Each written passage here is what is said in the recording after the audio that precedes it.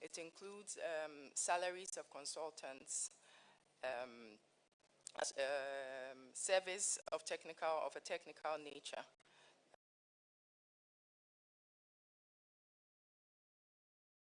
So, for example, payments for some of our software, including Reuters, Bloomberg, etc. Okay, I see so 9 million US dollars for also, management and technical services. Sorry, there are also payments in respect of, and then other engagements that we have, official speeches, lectures, etc. Under management and technical services? Yes, please. We would want an official breakdown sent to the committee.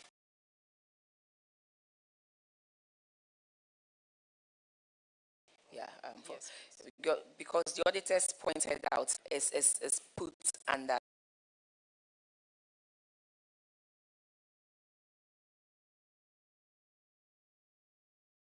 management and technical services. That should warrant an increment of close to $8 million within a year. To the committee.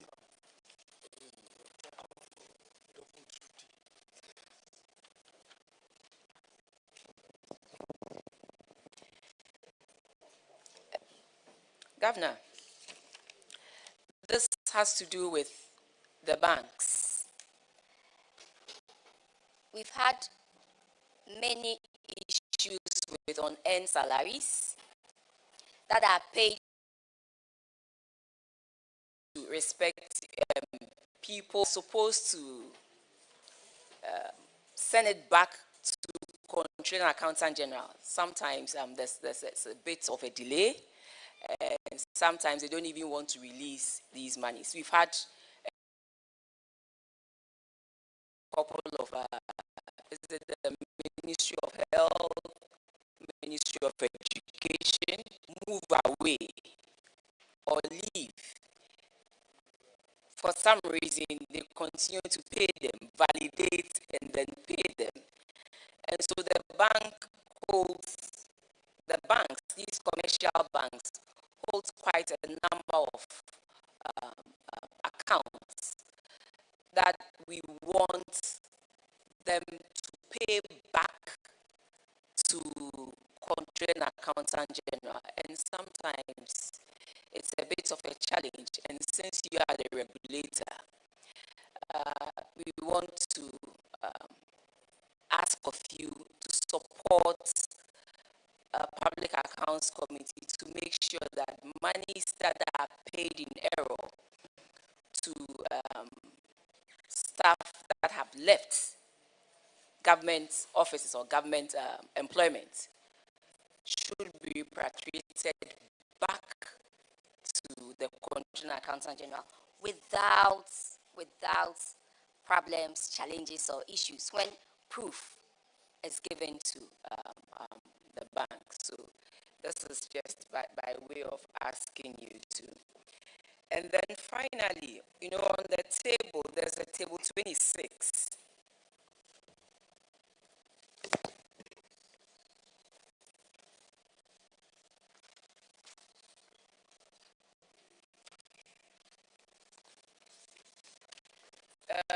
With various commercial bank dealers and their schedule of earnings.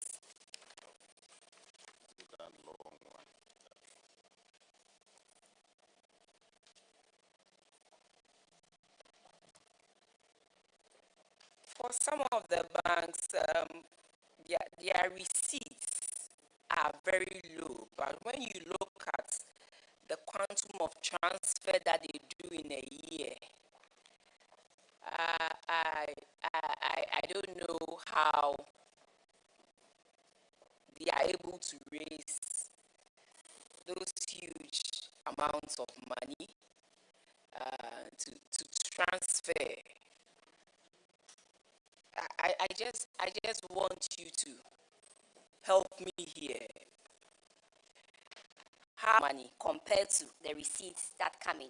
Is it that Bank of Ghana feeds them with those huge differences. in terms of forex, and so they are able to pay? Or I mean, how is it done? So we have the interbank foreign exchange market, and therefore, if a bank, it has to be supported by relevant documentation. So the bank can do that. We regulate them, yes.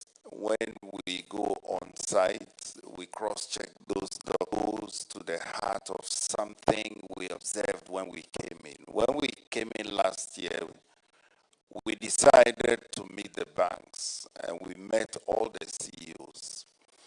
And we made it clear to them that we wanted them to be more actively involved in promoting exports from Ghana, especially banks coming from some of our neighboring countries. Madam Chair, I can report that each of the banks submitted something to me showing what they are doing currently and what they can do to promote Ghana's exports, and we are monitoring that. So going forward, we'll ensure that the banks are not just doing banking, but they are serving as part of our eyes out there. If, for example, a bank is from South Africa, certainly they will understand the South African market better than anyone. And that is exactly what we are nudging them to do. And so far, so good. We are happy with the submissions they've sent to us. Yes, Mr. Governor, I want to take you to page 12 of the report. If you were to look at page 12, 1,771.96 million. And this represents an increase of about 48.59%.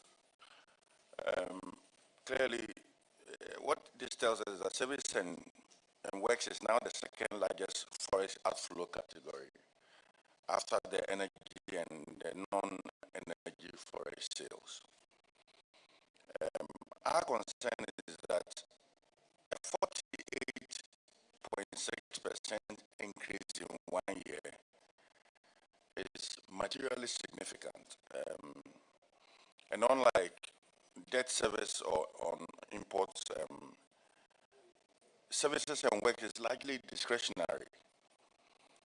So are you able to tell this committee why that sharp increment of about 48%, and if indeed you reported this to Parliament?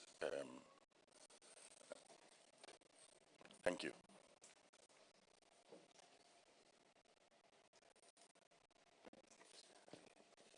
Honorable member, can you? So on page 12, yes, I'm on payments of foreign exchange for the year ended, and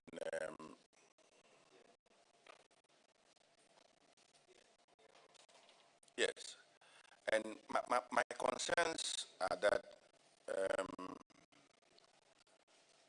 services and works payment rose by some 48.6% in 1 year. Again, we are happy to come back to the committee with the details. The details will explain that much better, Madam Chair. We can come back with the components of that line, and that can explain it better. And I'm sure, I mean, yes, you provided the details for this, so coming back,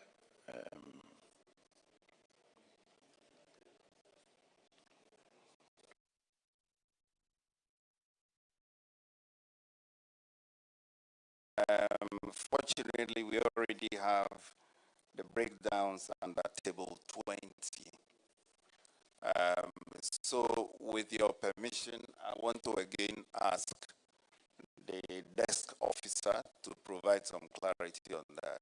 Table 20 provides those sub-details, so we can even take it now. Now you can come in now.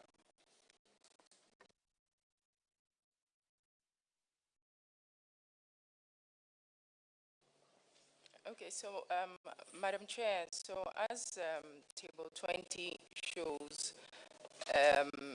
payments for services and works comprises a number of other payments, including manpower training, embassy payments, progress payments to contractors, etc. So payments and other smaller payments.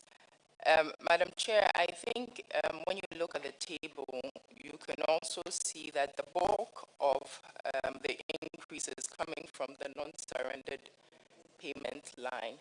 And these are payments that are made from FX accounts of government. So any payments that they have FX for which they want to make the payment from those accounts is where those go from.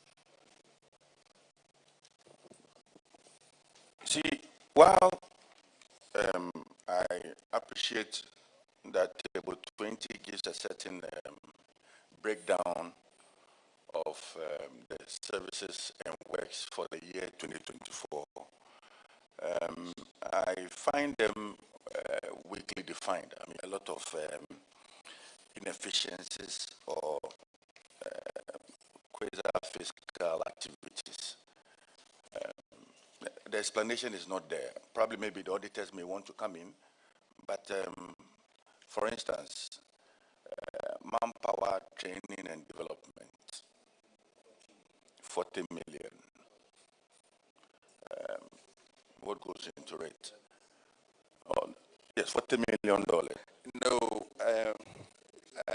Madam Chair, the manpower training and development even declined. If I'm looking at that table, based on your question, I'll be looking at the last two rows, the sundry payments and the non-surrendered payments.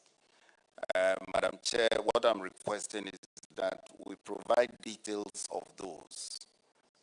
I'm sure that will answer your question, because that is where you have the significant increase. We can bring that back to the committee as early as possible. I believe it will answer your question. But, Madam Chair, let me put it on record, we do not conceal anything, far from that. From BOG, that if you look at the IMF's structural benchmarks or the performance criteria as set out in the 5, and where do implementation risks remain?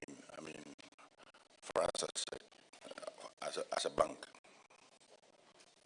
Well, as you know, the structural benchmarks, there are aspects that relate to Bank of Ghana, and then also there are other aspects that relate to GRA, and the other agencies.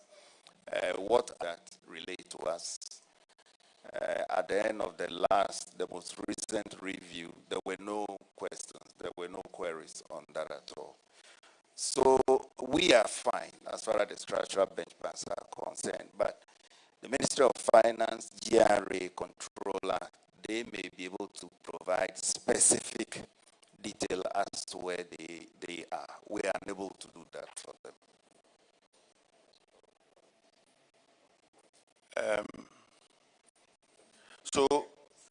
Yes, so for instance, there's a key concern, and that has to do with the heavy use of the gold-based instruments, the gold for oil, the gold for reserves, gold for foreign cash, which amounted to some 3.9 billion in 2024 alone, and this is captured in pages 16 and 17 of the report.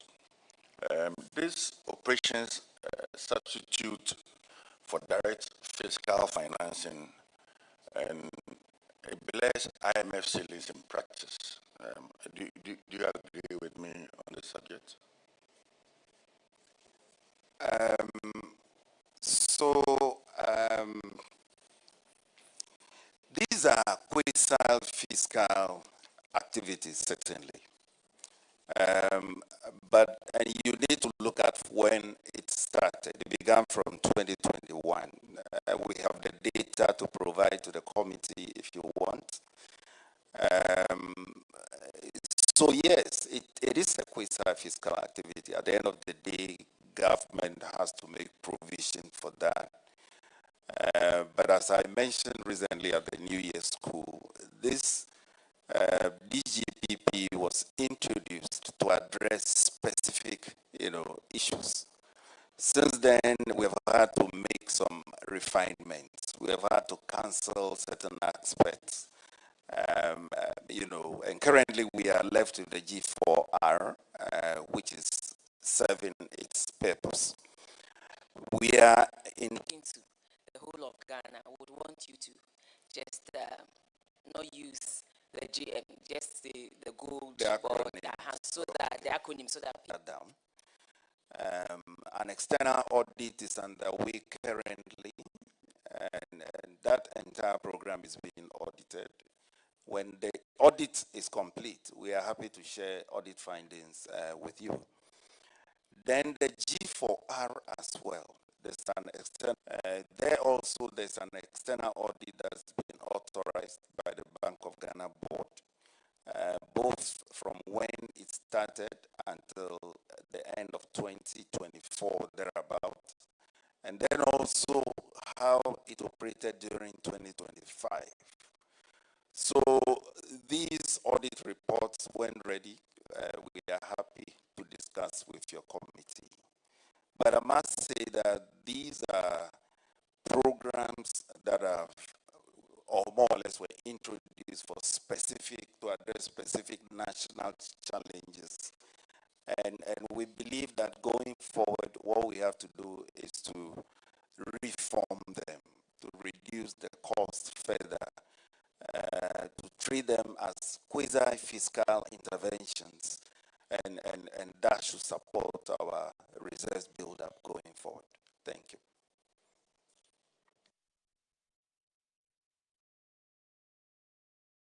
on this question, I just want to find out what is the BOG's reserve asset position now as we speak, based on the various reports. It says the asset position was 8.6 billion US dollars. So if you can share with us that.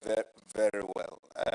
Again, with your permission, I want to ask Na, who works on this directly, to provide the data. Yes, so thank you very much again, Madam Chair. So with regards to the reserves, as at December 2025, end December 25, our reserves position stood at $13.829 billion. Thank you very much. Were some comments that were made with respect to the Gold for Oil program, which indicated some losses, especially some loss making for the Gold for Oil program in pages 16 to 17. Are you able to tell us how much of this relates to specifically to Gold for Oil, and which losses have been incurred based on your earlier assertion? Madam Chair, I have some data here I can provide on the net losses for the Gold for Oil and also net losses for the 4.44 million Ghana cedis. We did not have a net loss reserves in 2022. Then in 2023, the net loss for the gold for oil was 317.69 million in 2023.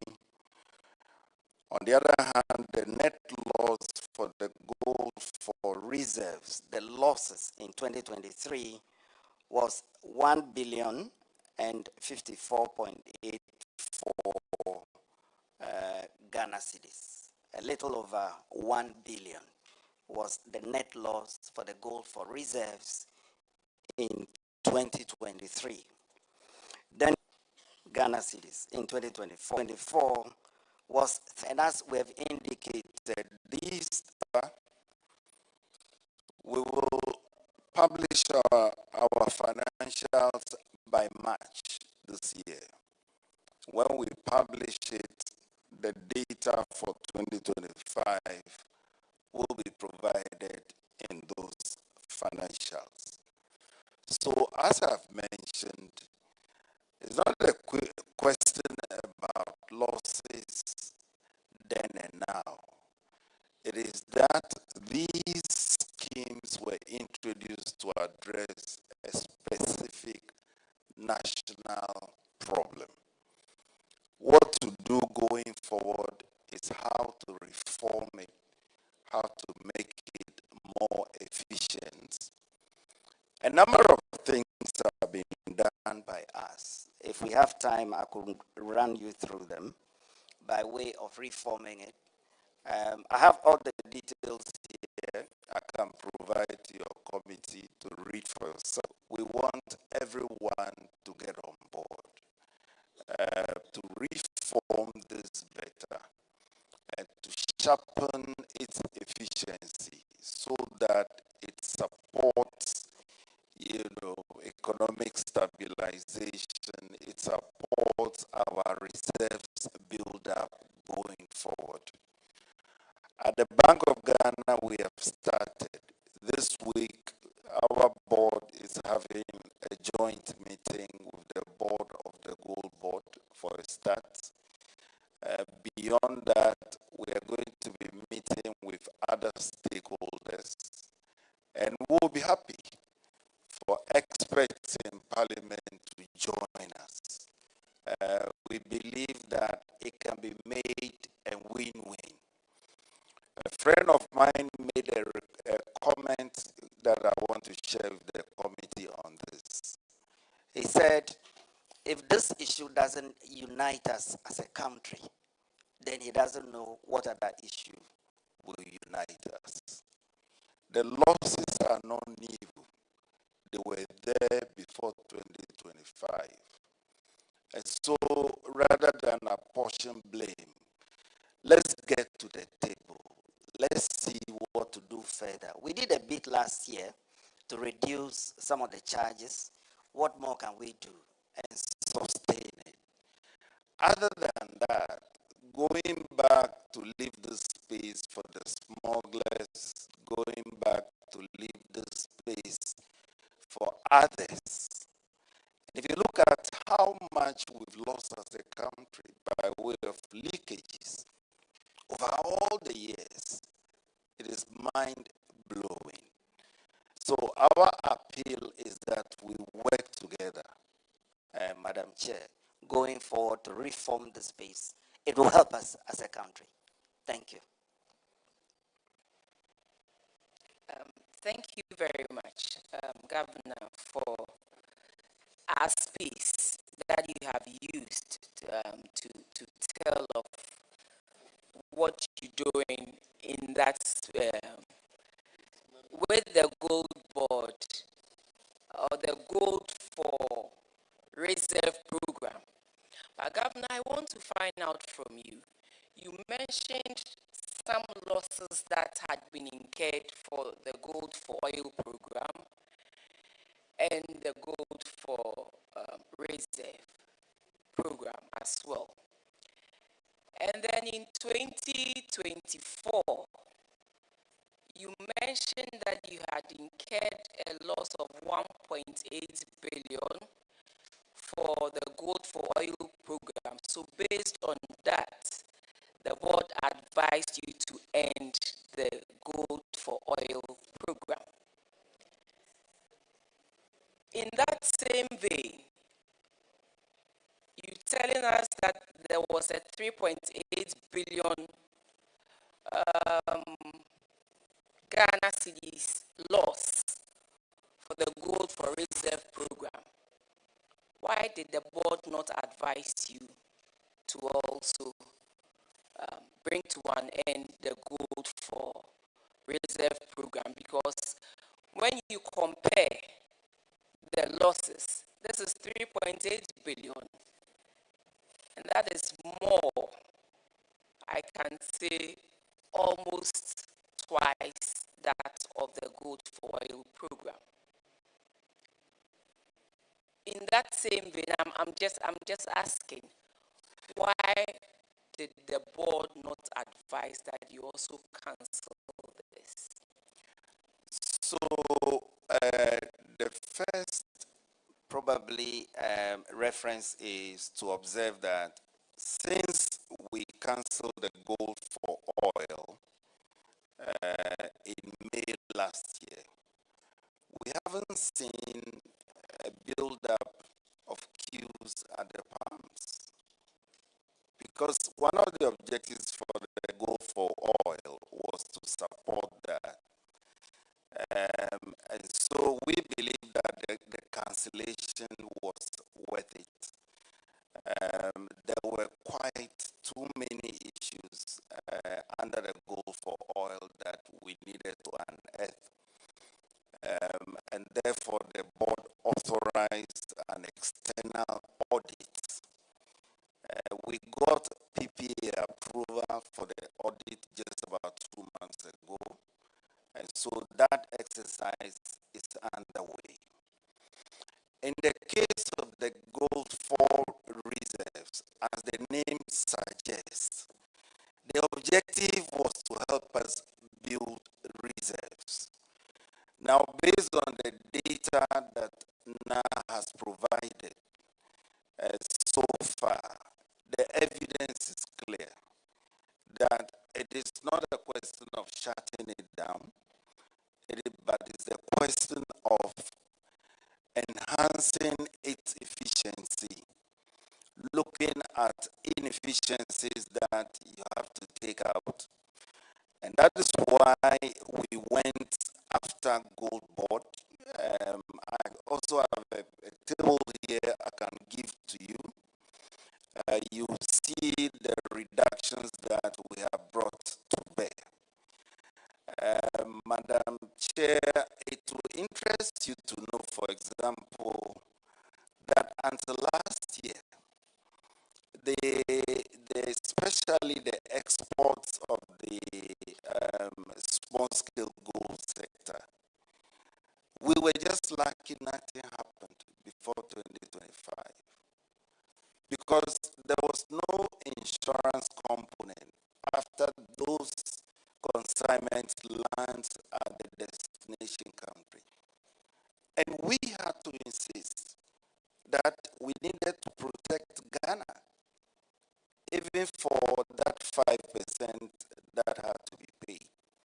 And so currently everything is paid before the consignment is lifted. Otherwise, there has to be an insurance guarantee. So going forward, let's look at these aspects that we can fix in the interest of the country. And it calls for a unified approach. The external auditors have already been authorized, as will also be audited. When that exercise is over, we are happy to sit with you to look at where there were infractions or not and what to do with it. But the best thing now that will be in the national interest is to look again at the trading model and to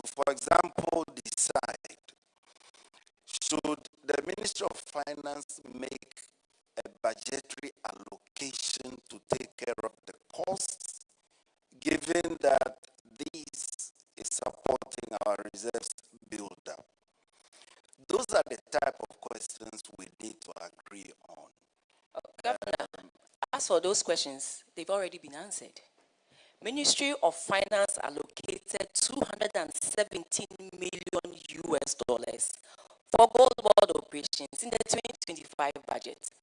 So as for those questions, they've already been answered.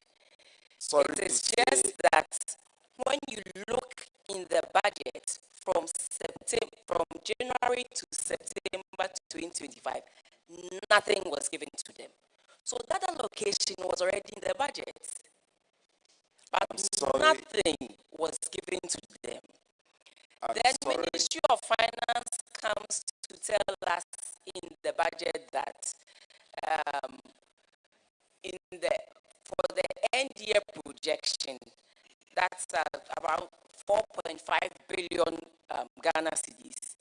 They are going to utilize it. So if you say that we should now go and find out whether Ministry of Finance should fund it or not, that was already made in the 2025 budget, which Ministry of Finance from January to September did not give a dime to Gold Board.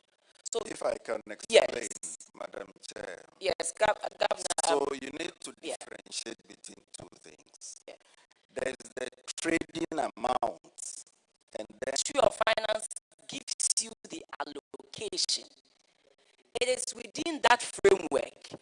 You will have to use it per the Public Financial Management Act and then report. So it is up to you. But once that allocation has been made in the budget, whether it is for this or that, provided you are using it per the Public Financial Management Act, you don't have a problem.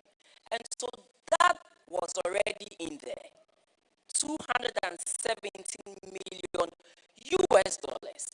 Ministry of Finance from January to September did not pay a dime according to the budget that was submitted to us in November 2025. And the Ministry of Finance says, yes, the 270 has been translated into Ghana cedis, and they are going to utilize the 4.5 billion Ghana cedis. I cannot ask you whether it's been used or not because you don't run the Ministry of Finance budget. But maybe in the mid-year, we will know, or we will see, or we can come by way of questions to the Minister for Finance. So that conversation has already been had, and it was in the 2025 budget that Ministry of Finance has allocated 217 million US dollars to them, and it was up to them to utilize the money per the Public Financial Management Act, and they wouldn't have any problem at all. Madam Chair, But I'm trying to explain one thing. There are currently being borne by the Bank of Ghana, not just in 2025, but since the program started. What I'm saying is that because of the cost involved, it's not enough to just allocate X amount for the gold trade. You have to allocate something to say if there are costs incurred, government to absorb it to this amount. And then that way, the Bank of Ghana, due to one of our own issues, we are actually operating at very, I want to use my words carefully. So to see if they can reimburse us even forward, the key thing or the key question is who takes charge of the costs incurred in that exercise? And then some further reductions in other aspects of the cost, then we can operate this model going forward. So maybe you can join us, you can be our advocate to government to ensure that going forward the costs are well budgeted for. And I tell you, we can operate this model efficiently.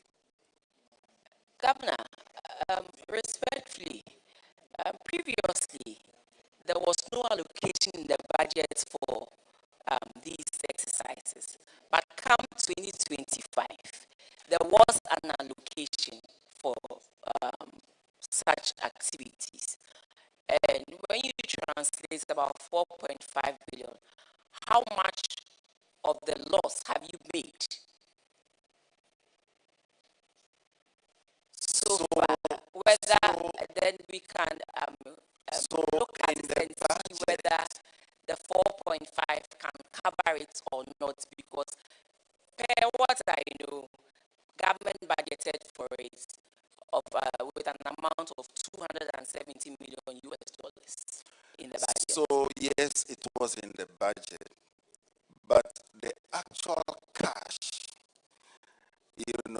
got provided in December at the end of the year. So in between, the trade had to be sustained. And hence, that was where Bank of Ghana had to stand in, just as we stood in the earlier years. Volumes have increased. Now, the volumes increasing, that in itself is a good thing. What it means is that we are winning against the smugglers. Formerly, all that quantum, the additional quantum, if you take it over 2024 volumes, all that quantum was probably being It now. It's something, the quantum of gold is commensurate with the increase in the activities of Galamsey. So let's not talk about the quantum. I'm only talking about the efficiency of the program, yes, and the transparency of it as well. Finally, I want to find out from you the 3.8 billion loss that you mentioned. Where can I find it in your financial statement for 2024?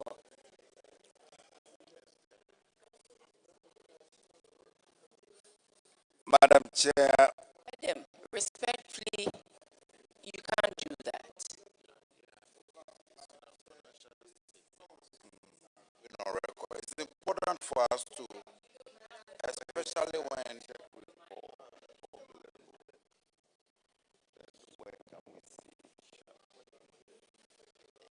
Governor, can you Yes, please show me where I can find the 3.8 billion loss in your Madam financial Chair, statement? we will provide that to the committee. No, because I have seen the 1.8 billion in your financial statement. I have seen 3.8. So, okay, We will 24. I'm talking about 2024. It's on the website, but I can't find the loss of 3.8 billion Ghana cedis in your financial statement right. for the Gold for Oil program. But that might be for the 2023. No, it's right. for 2024. Your 2024 financial statement is on your website. Yes. So I went there and then I checked. I saw the 1.8 billion loss in the. I saw the 1.8 billion loss in the financial statement, but I'm yet to see the 3.8 billion that you mentioned here in the financial statement. Yes. So, Madam Chair, can we come back? Madam, goes volumes, the trade fighting Galamsey, and Galamsey is into the volume that we Let's say the fact that nobody has made any assertion to the fact that the volumes as a result of Galamsey. The governor was moving into that realm. Please listen. Please. He was moving there. Then Madam said that let us not get there. Let's not get there. And so please, nobody has made such assertion. And I think it's important that we put on record. But Governor, you were citizens. It is believed citizens will make that assertion. But I am interested in the efficiency of the program you are running. That was exactly what I said. Ranking, please, I haven't finished. That was exactly what I said. And so I'm going to go on with We have a policy on response in line with our policy on responsible mining practices. And that is why I mentioned the scaling up in the volumes. If there's evidence otherwise, I'm sorry, the relevant agencies will be able to provide. Thank you. I'm happy with that response, Governor. Let me move on. Governor, as part of your monetary policy transmissions and 4%, Governor, what is your target inflation rate? Is it 6 or 8 plus or minus 2, please? Well, we have a medium-term target, which hasn't changed, of 8 plus and minus 2%. That remains our medium-term target as of now. We haven't changed it at all. So clearly, you can see that you have done a lot in that space. And inflation now is below your target, plus or minus 2, the 8 plus or minus 2. But then, businesses are seeing a high rise in borrowing costs because rates concerning that hasn't really come down. I know sometimes when there's disinflation, it comes with high borrowing costs. But then what can you do in that area in terms of your monetary policy transmission, making sure that we see some drop in credit conditions to ease businesses and households when it comes to loans? Madam Chair, on the contrary, the data suggests otherwise. Credit conditions are easing. As at our last MPC meeting, end of November, it was reported that average lending rates had declined to 22 points. Contrary, things are actually getting better. Lending rates are on the decline. The GRR, the Ghana Referral, we are on the bend. The lending activity by the banks is following the general. Now, talking about that, there are channels through which these monetary policy impulses get transmitted. For example, the exchange rate is one channel, it's quite a strong one in Ghana. The pass-through is quite rapid. We believe that all these channels are working in unison. And that's why we are seeing the progress that we are making. Madam Chair, I made the point earlier also that we've met the So not only are we using our interest rate as our traditional tools, we are engaging the markets, helping to hold the hand of a Ghanaian businessman to discover opportunities out there. We believe that especially the banks that are from other countries, South Africa, Nigeria, and what have you, will be better placed, to help in this regard.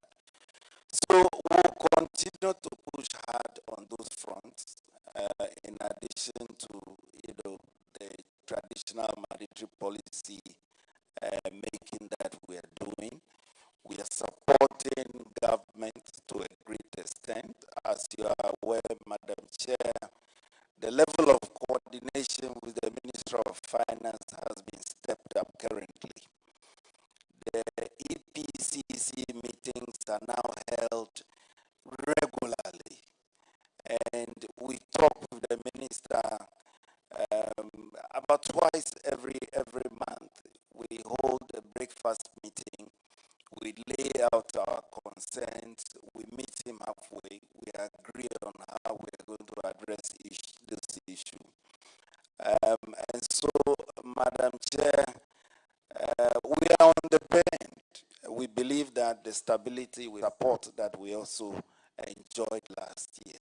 We have had to pass a number of critical legislations, and I think we must commend you for that happened in 2022. Will not happen anymore. The huge liquidity injection that took place those days will not happen easily anymore. If I have to sanction any of those activities, I would first have to approach Parliament, or the Minister of Finance will have to approach Parliament. We have strengthened the oversight function of Parliament going forward, and that strengthens the framework going forward.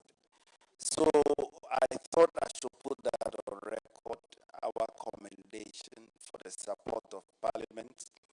We will be coming back with some more legislative reforms, and we are sure you'll be there to support us. Thank you, Madam Chair.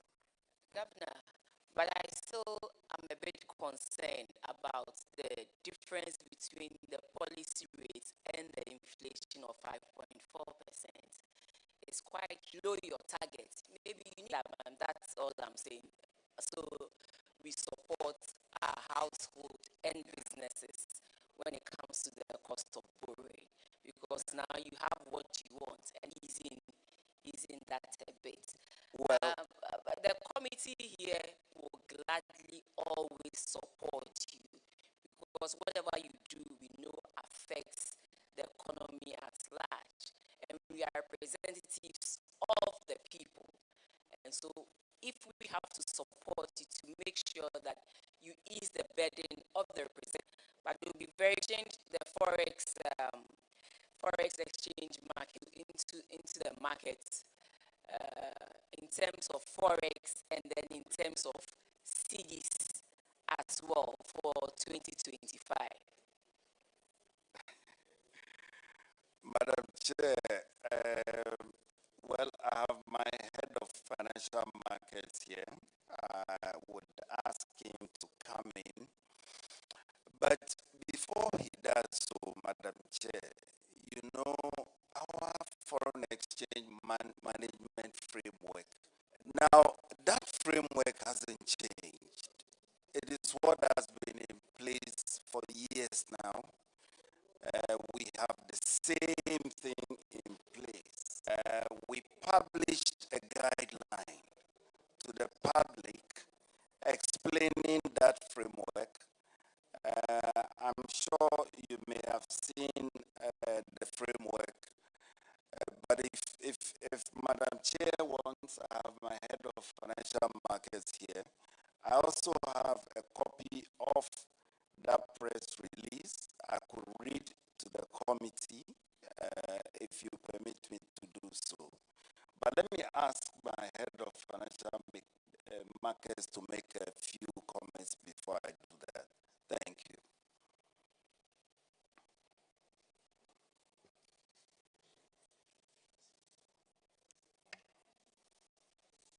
Thank you very much, Madam Chair. My name is Nisowa Ahulu, Financial Market.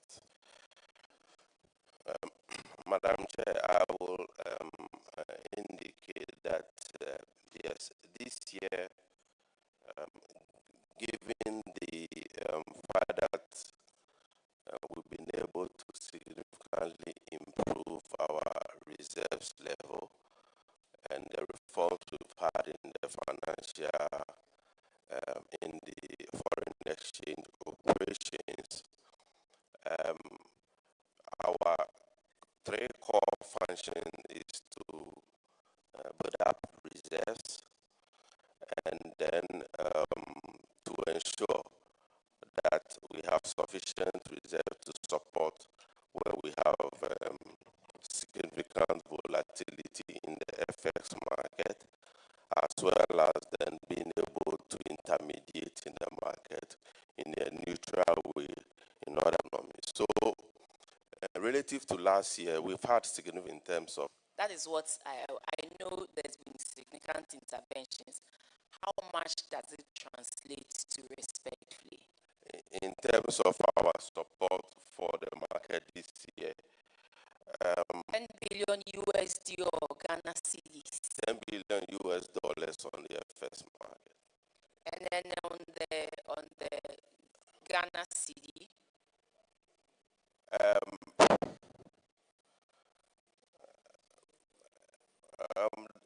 that should be, remember, supporting the market will be equivalent to withdrawal of CDs. So that component will be, if we take an average rate of about 10, that is what we have done this year.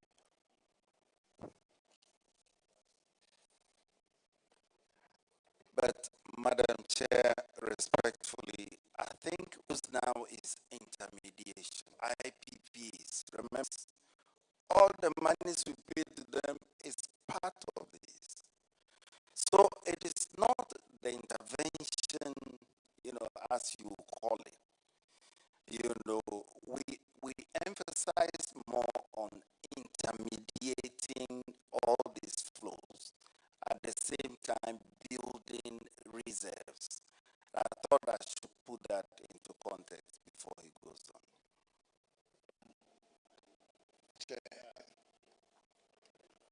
Mr. Madam Chair, yes.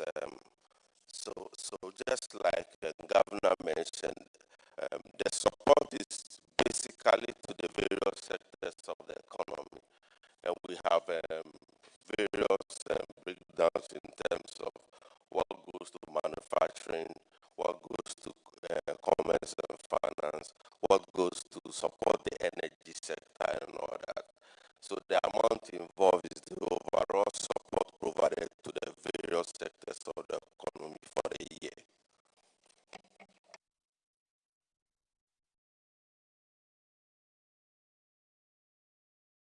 So, Governor, I have a data with me which talks about price at the sector that actually leads to the volume extraordinary. So I would like to find out from you, is this data correct? Yeah, Madam Chair, what we know is that there's been a difference between what was being aggregated, for example, in 2024 and what was done in 2025. As to the figure you are mentioning, what we are certain about is that there's been a significant increase in practices. We don't have any evidence to, otherwise at this stage. Thank you. Okay, Governor, I've been listening before before we let you go, please? Madam Chair, I believe I've said it all already. I was going to emphasize the fact that they on certain aspects. We have had to tweak other aspects. There's an internal audit that is on the way. It is not an internal exercise. This is an external audit firms, one of the biggest four audit firms. They are looking at those audit reports are ready and will be guided by that.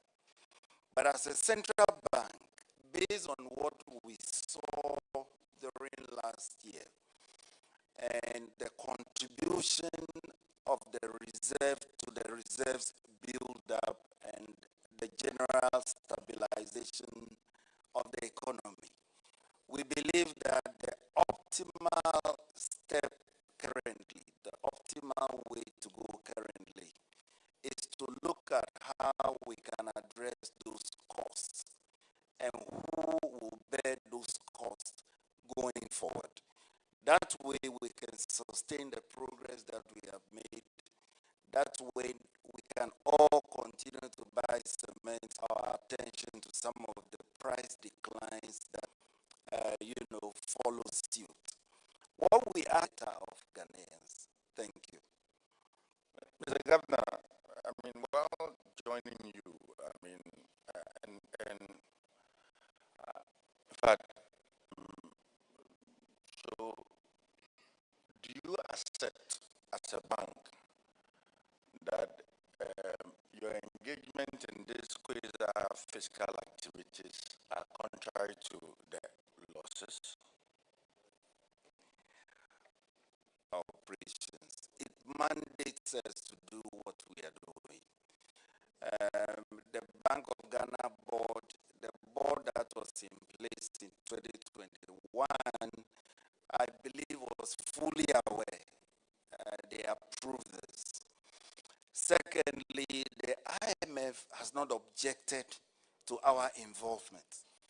Their point is that the costs, the inherent costs, cannot continue to be borne by the central bank alone. And that is the IMF's position, which we agree with. That's why we are engaging government. We are engaging other, government agencies who also have to, burden share. And we are asking that Parliament support us in this regard. Cost. And then we need to sustain the gains going forward. We believe that is in the interest of Ghanaians. Thank you. Well, I brought in the IMF because you know that under the IMF Extended Credit Facility Program, the bank is bound by some clear structural commitments, and in the commitment, you must not finance government either directly through overdrafts or indirectly through loss making. And I bring in this because of the losses that we have made with respect to the Gold Board and the Good for Oil program. And that's what I needed, that commitment from you. I realize that you are trying to solve the problem and all of that, but the bank cannot continue to incur that cost. You cannot carry that burden. So something ought to be done about it. And that is what, of course, I mean, the fact, it needs all of us. And that is why, as a parliamentarian sitting on this committee, I must ask you the questions. And based on your answer that you give us, we all can find solutions to it. We have to make laws. If we have to make laws to ensure that these things do not occur or appear in our books, then we do that. solutions is not the reserve of him alone. I mean, I have a responsibility and we all have responsibilities. Thank you.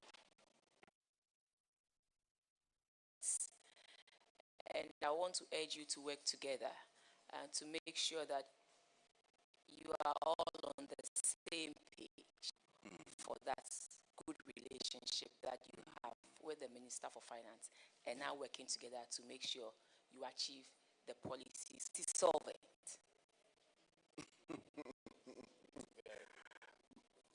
Madam Chair, as at the end of 2024, we were policy solvent.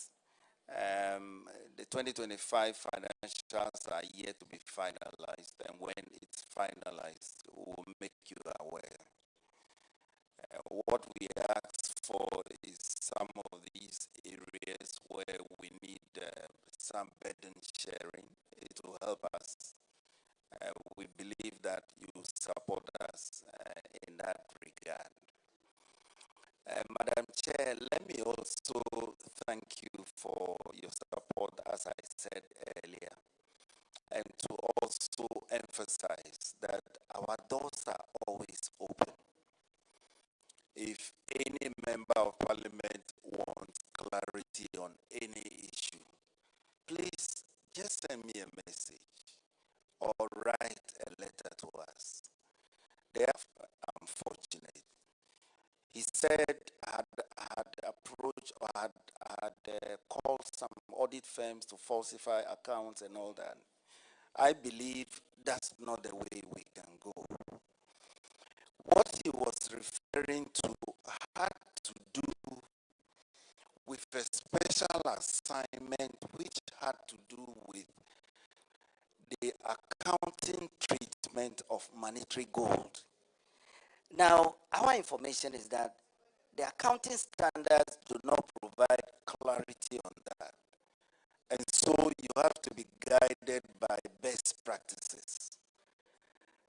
Now, Respectfully, none of us here know. So respectfully, we would ask that we end Madam Chair, but with your issue. respectfully, Yes. I just want to make an But I appeal. know that you said The those are issues always about the open, central and bank we are want to quite work with you. very sensitive ones. If there's anything anyone does not understand, just let us know. We can have a breakfast meeting, and our technical staff will be there to provide all the answers.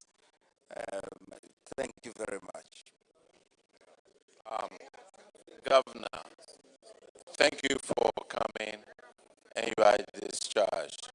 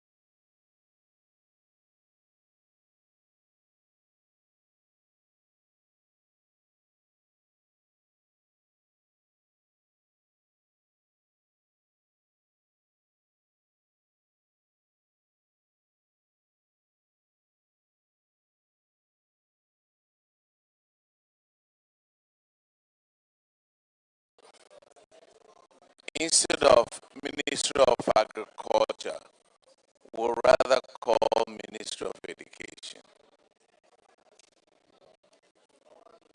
So, Ministry of Education.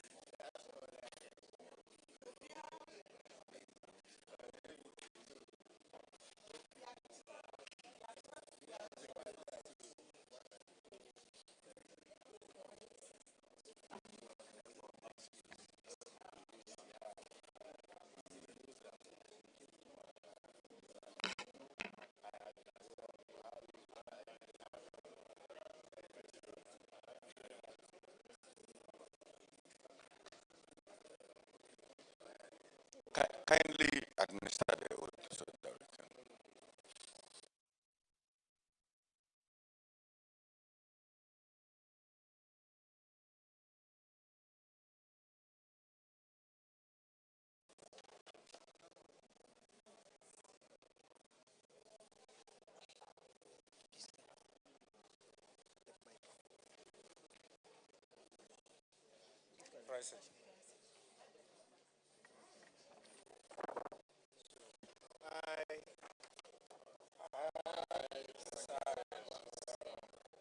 Swear by the Almighty God, that the evidence I shall give before this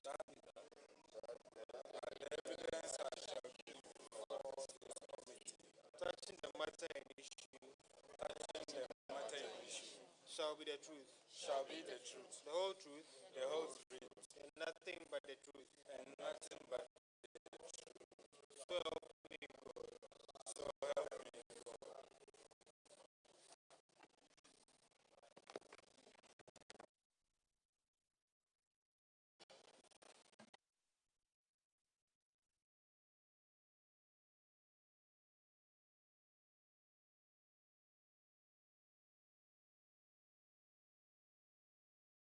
You and your delegation introduce yourself, please.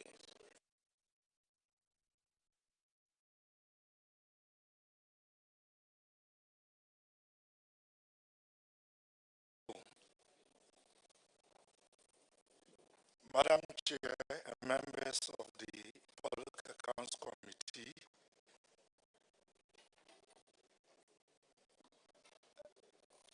I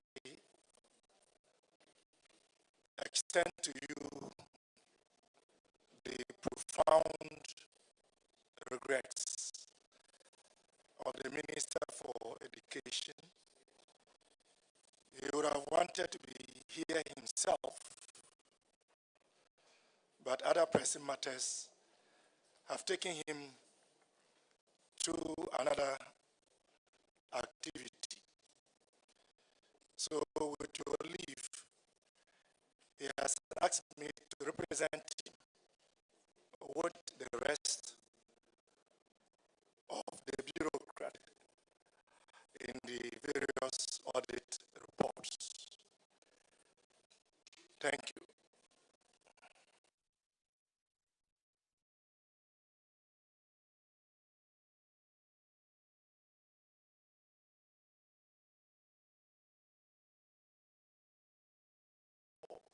Education.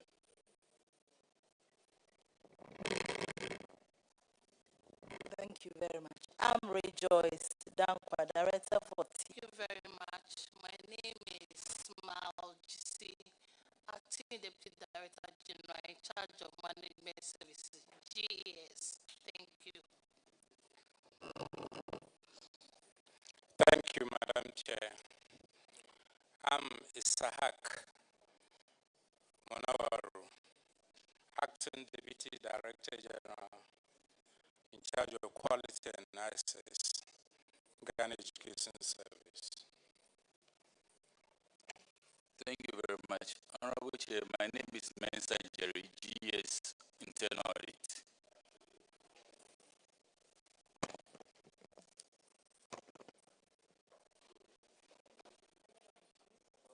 Honorable Chair, my name is Teresa Opomensa, Director in charge of School Health Education Program, GES.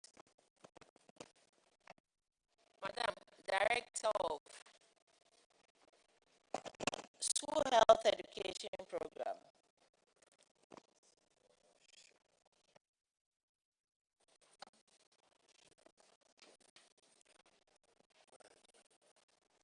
My name is Zakaria Sulemana, Acting Director General, City Vet.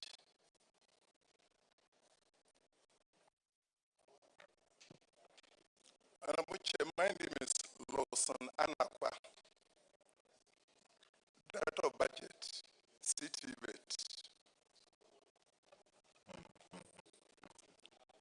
Honorable Chair, my name is Imoro Musa, Acting Director Finance, GES. Okay, Ministry, we are going to start with performance audit of the Auditor General on the provision and maintenance of toilet facilities in public schools.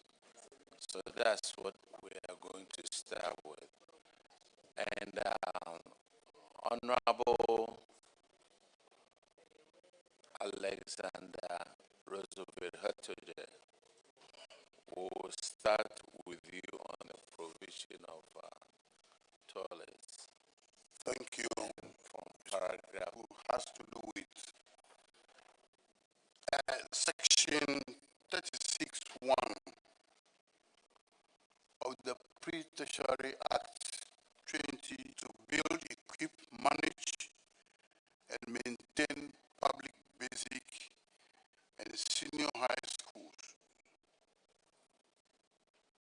Provide a place of convenience for children whilst they are in school. We expected that the GES will ensure that whenever school infrastructure is provided, it will include toilets. However, we noted that the GET Fund and the MMDAs provided school infrastructure, classroom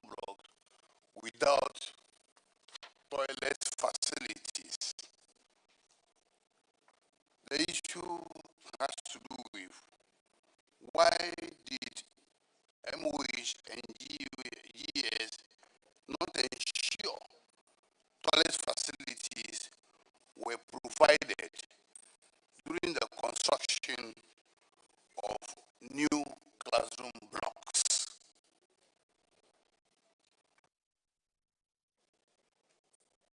Thank you, Honorable Chair. I will refer this question to our DDG in charge of quality and assessment to respond to. Thank you, Madam Chair.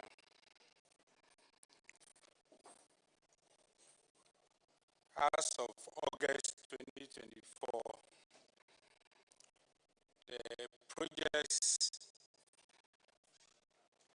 that were outstanding had been handed over to the schools indicated in the report, including toilet facilities.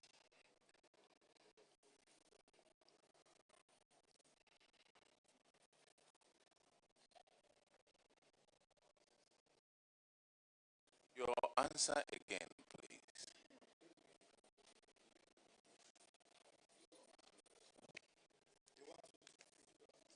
We cannot get your answer very clearly.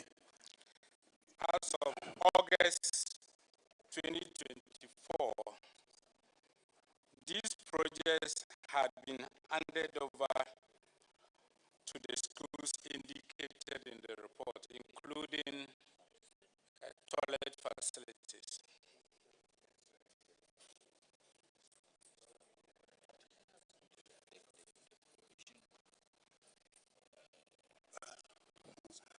Mr. Chairman, I would like to find out from the DDG quality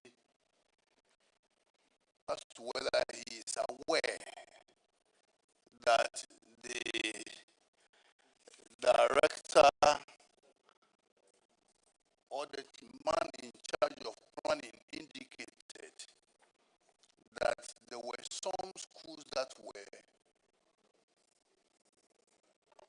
built without toilet facilities because they felt there were existing toilets at the time.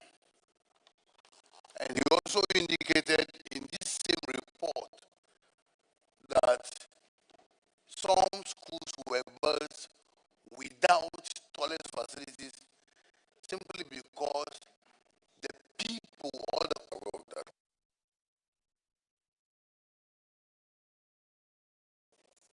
Grateful, Madam Chair. I think the issue clearly this exposes get funded school projects also financed by MMDs. We recognize that sanitation is very important, and going forward, we will ensure that these lapses are taken care of. Thank you. Mr. Chairman, I would like the honorable member to tell the committee in what ways are you going to ensure that your next constructions will go with toilet facilities? Address him properly, please. He's an honorable deputy. He's the honorable member and the deputy minister. So I think some level of colloquiality is allowed. Nonetheless, thanks for protecting me. Honorable Minister, before we go on, we would like to express our condolences to you and the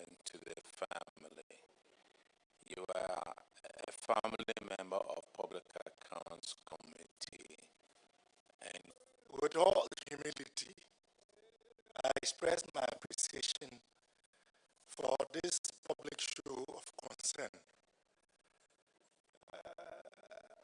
I look forward to having as many of you join us as we put Pastor John Azundem Park to rest.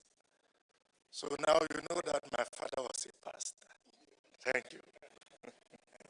But Minister, clearly from the dates, you are telling us that no member of the MPP should come for your funeral because it's 31st of January. It's a very special day on the calendar of the MPP party. But that notwithstanding, we will do the needful. Accept our condolences. Madam Chair, most grateful. It was inadvertent. It was not deliberate. But I do concede that may not have been the best day to pick.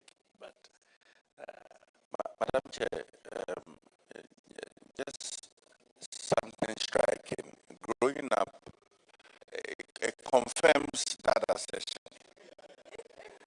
It really confirms that assertion. You know, they say that the pastor's kids, sometimes they are Kwalabone and all of that. And the chief, Madam Chair, this is on a positive note. You know, it's the fire in my belly. But let's say the apple doesn't fall far from the tree. The old man himself, in his days at the University of Ghana, Commonwealth Hall, the effective number 7 winger, was much more active than my good self. So I believe in the womb of time, I would also transition to become a pastor. Very well. Get Fund now has a lot more leverage in terms of resources, new direction. It's not just to ensure that school facilities come with the requisite sanitary facilities, but as you know, we are also advocating and pushing for the inclusion of accommodation for teachers, particularly the schools in the rural areas where accommodation for rent is difficult to come by. So it is within that context that I believe very strongly that we would address these gaps for our collective good, particularly for the girl child, Also in the wake of our free sanitary pads program, having sanitary facilities, in this case, washrooms, changing rooms, would be very useful if we are to achieve the policy objective. Thank you. Auditors, take note of that. And Mr. Chairman, with that, Dr. Giselle, please, is on paragraph 46. Thank you, Honorable Chair, for the opportunity. Minister, my line of query has to do with the inadequate sanitary facilities in public schools and public facilities. According to the Pre-Tertiary Education Act 2020, Act 1049, it requires that the Education Service constructs and equip public basic schools and senior high schools with adequate sanitary protein. That also requires that such facilities should serve not less than 50 people. The provision of infrastructure in public schools is carried out by your ministry, which is responsible for the planning, funding, and implementation of such infrastructure. They also note that apart from the education facilities, there was a special audit in the Kumasi area where some staggering figures were found. For example, in KMA, that's paragraph 48, page 23 of the report. In the KMA area, about 125,000 schools had toilet deficits. That's 94%. KGs had about 12,000 toilet deficits. JHS had about 5,900, almost 6,000 toilet deficits. And senior high, about 62% of them had toilet deficits. Thing for me is that the auditors identified three broad factors that are leading to this. The first one is that your ministry, which is responsible for planning and equipping these facilities, these institutions with these facilities, appear not to make adequate planning, adequate provision for building such infrastructure with those facilities, those complementing facilities. The auditors also found a second factor, which is that there are some structures that are supposed to serve this, but they've been abandoned. Part of the reason is that there is no water supply to these facilities, and therefore they are abandoned. The final one, which is more disheartening, is that even in cases where our development partners have identified these and supported us to provide this infrastructure, we have failed to hand them over for use by these schools. Honorable Minister, what do you have to say in response to these observations? Let me respond by initially admitting that what you have just narrated is a clear example of a national failure. This ought not to be the case. And I believe that as a nation, we need to be a lot more conscious of the provision of adequate facilities. In this case, toilet and sanitary facilities in our schools. This obviously didn't happen overnight. So the lack of adequate provision for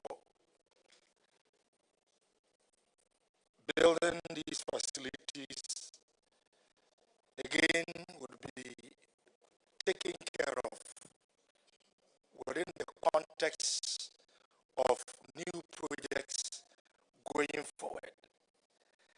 The new thinking as far as Get Farm projects are concerned is that they must be holistic in terms of coming not just with the classroom blocks, but the toilets and the washrooms and the changing rooms, and even accommodation for teachers. That will respond to the first factor identified.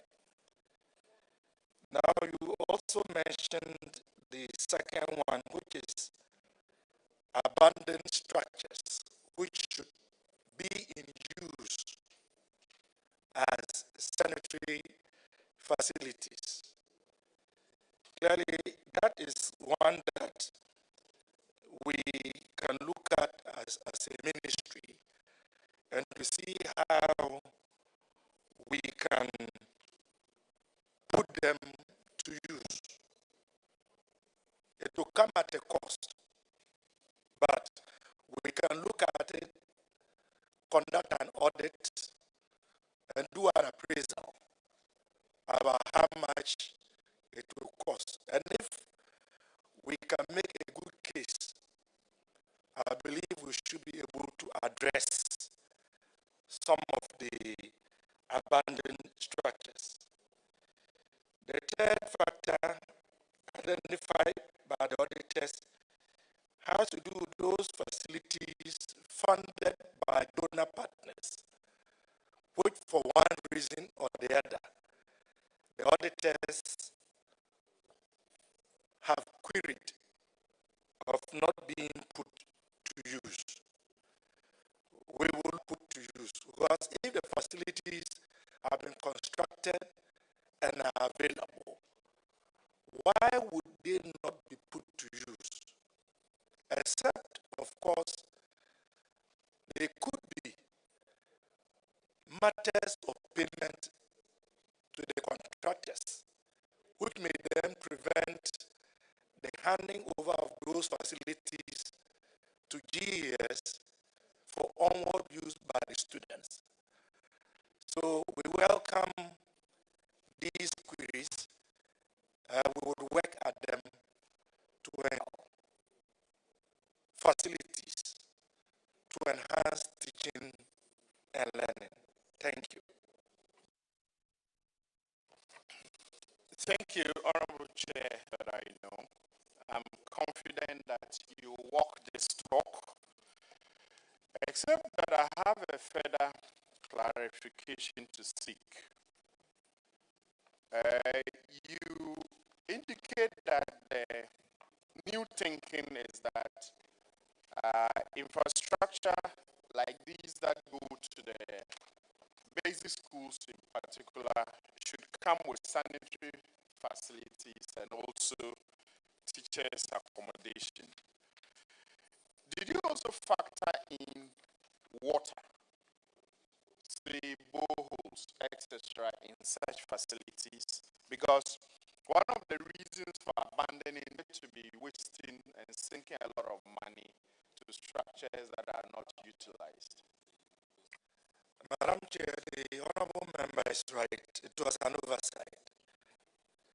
I know that it is part of the arrangement that when the structures are put up, the contractual agreements, I mean, even from our own constituency, as a member of the Education Committee, I know that this is the case. So I took it as a given, but your question has caused me to clarify. that they would go with a mechanized borehole to ensure that water is available for the WCs, which is what we are doing these days. Thank you. The numbers that have been abandoned are quite huge. Is there any action that you are planning to take this year to ensure that at least some of them are put back to use? And this is particularly important because of our recent experience with COVID. And what exactly will you be doing to plow back the use of these facilities? Honorable Member, as I indicated earlier, we would drill down the information in the report, identify what it will cost. And because I don't carry the public purse, I wouldn't want to commit my honorable minister with regards of how immediately. But of course, we can always look at other external sources to see if we can galvanize some donor support to put them back to use, even as we are constrained. I believe the honorable minister, with his own dexterity and with the support of the committee, will be able to do something about the rather appalling situation narrated. Thank you very much, Honorable Chair. All right, the next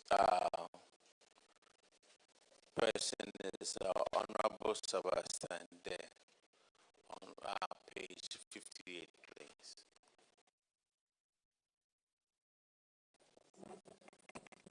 I mean, paragraph 58. Yes.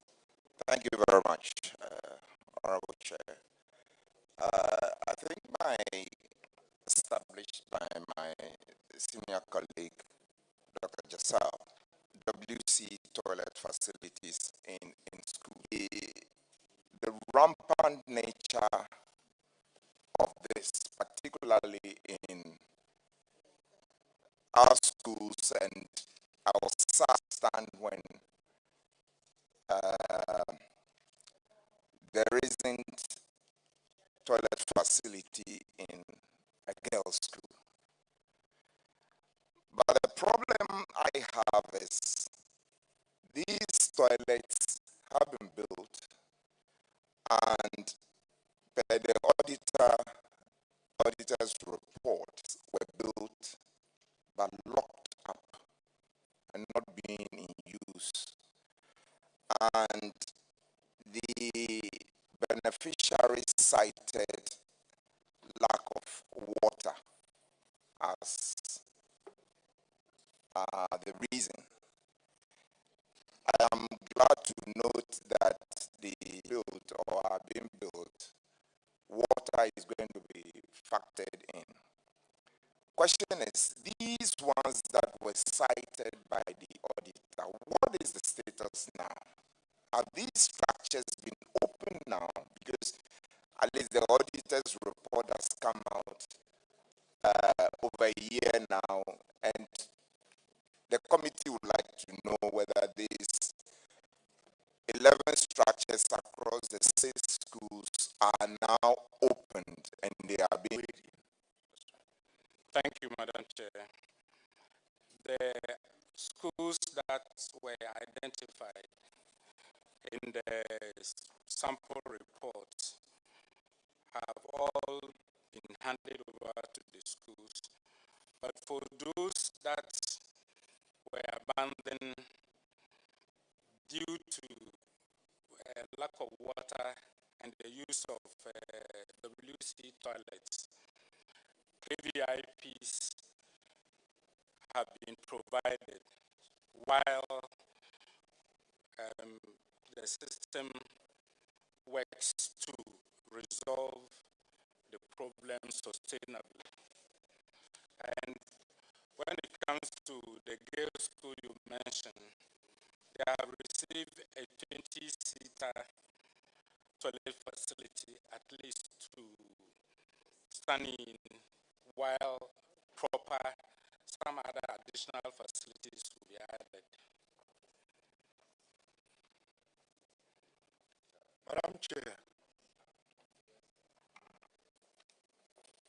the additional information I wish to provide pertains to the existing structures that cannot be used due to the unavailability of water. I would be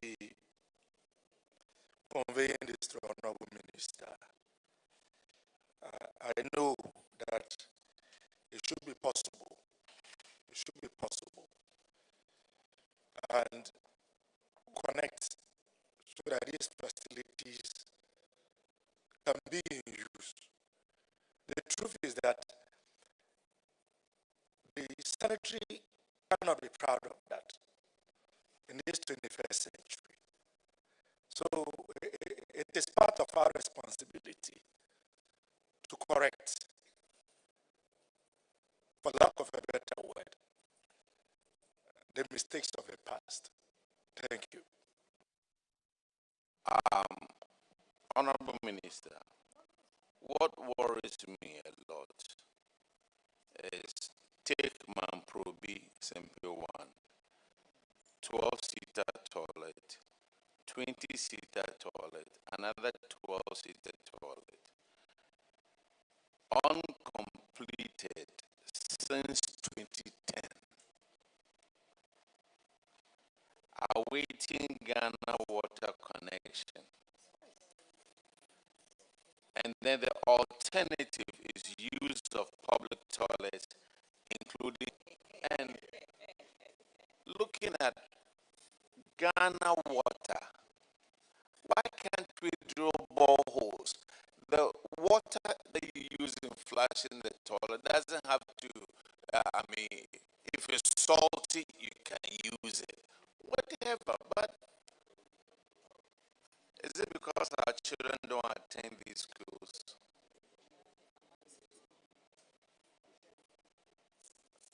Madam Chair, this is a very profound question. And I think it's a challenge to all of us as members of parliament and representatives of the people to insist and advocate the conditions are adequately provided and that agencies as well as public companies which have the responsibility of ensuring that this happens also play their role. Because truly, as the honorable member said, it is water to flush a WC. It doesn't have to be cured, purified water. How can that take 2010 to 2026? 16 years. I was still in Vancouver, Canada. I have not even come to Ghana yet. Clearly, so this cannot be acceptable. I agree with the sentiment of the committee. My other one is Kumasi Girls Senior High School. A 28-seater WC. The reason for lockup is in good state, but locked due to unavailable water. The alternative they are using is a caved-in KVIP or other KVIP structures.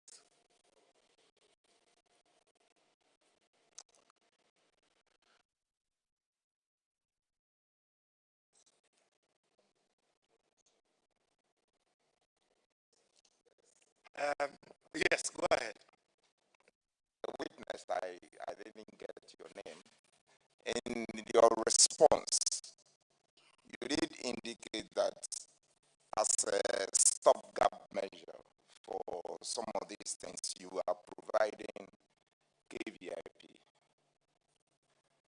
But we need to point out the fact that where we have reached in our development, KVIP is as a replacement for a 28-seater toilet that has been built and locked. It's just an unacceptable solution, regardless of whatever stopgap measure is supposed to solve. So let us rather look at what is being discussed around the table. KVIP boreholes as a means of getting water to flush these toilets and therefore put them to good use. I think that's the intervention I wanted to make here. Honorable Chair, I think that is in the right direction because we cannot still be talking about KVIPs, especially at a time when we are providing free sanitary pads for our girl children. That cannot be the way to go. But let me invite our director in charge of WASH to share a few thoughts with the committee. Thank you. The school now has a 20-seater facility that is augmenting the one they are using. So as indicated, thank you. Which school are you referring to? Kumasi Girls.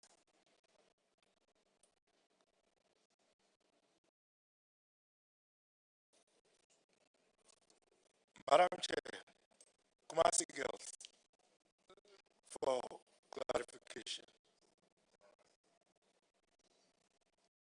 Member, are you done with your questions? All right, thank you.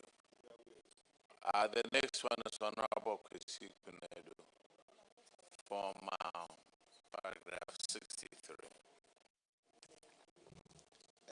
Chairman, thank you very much. Chairman, this also has to do with abandoned and delayed handing over of similar facilities to schools.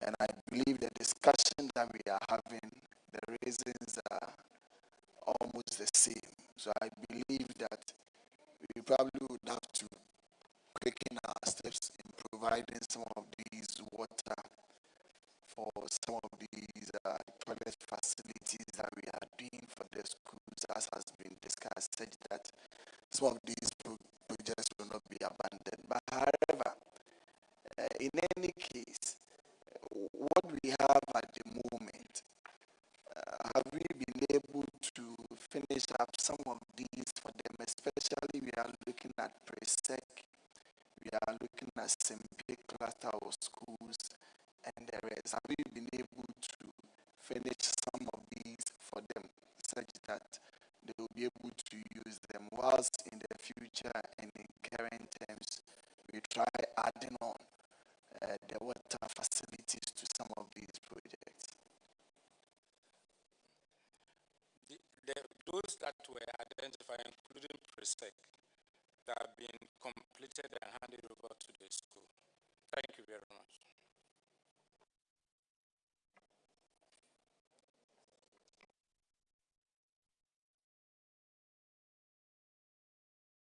Let me see. What about the others? Because we are looking at almost about 5 of those schools. All those, sorry. Pay and the rest. Madam Chair, for all those identified in the study report, they have shown. Okay. Chairman.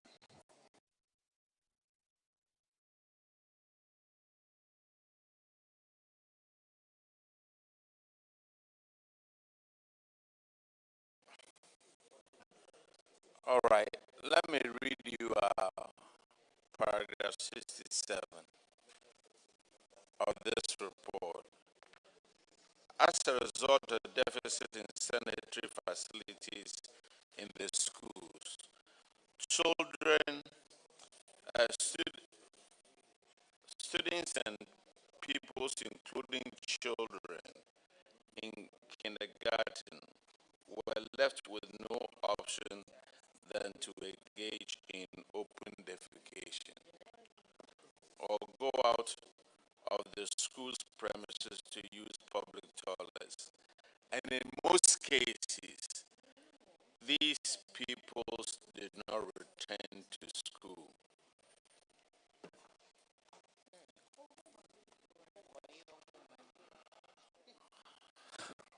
Madam Chair, am I to respond?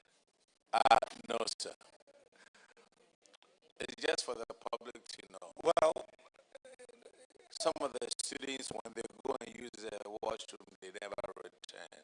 Madam Chair, but this is why these facilities are important. Very. Invariably, this affects teaching and learning.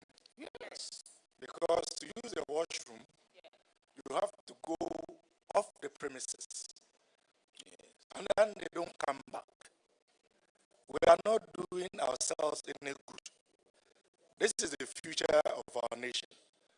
So we owe it to them and to ourselves to ensure that these challenges are resolved. Let me appeal to the committee. The GET Fund formula is yet to come to Parliament. So most of these issues that are coming up and are related to GET Fund, let's be conscious of them when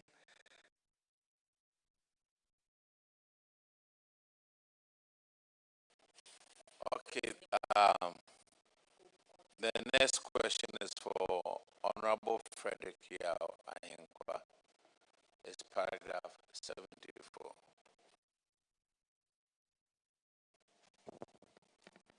Thank you, Chairman. Chairman, my question has to do with the maintenance of sanitary facilities.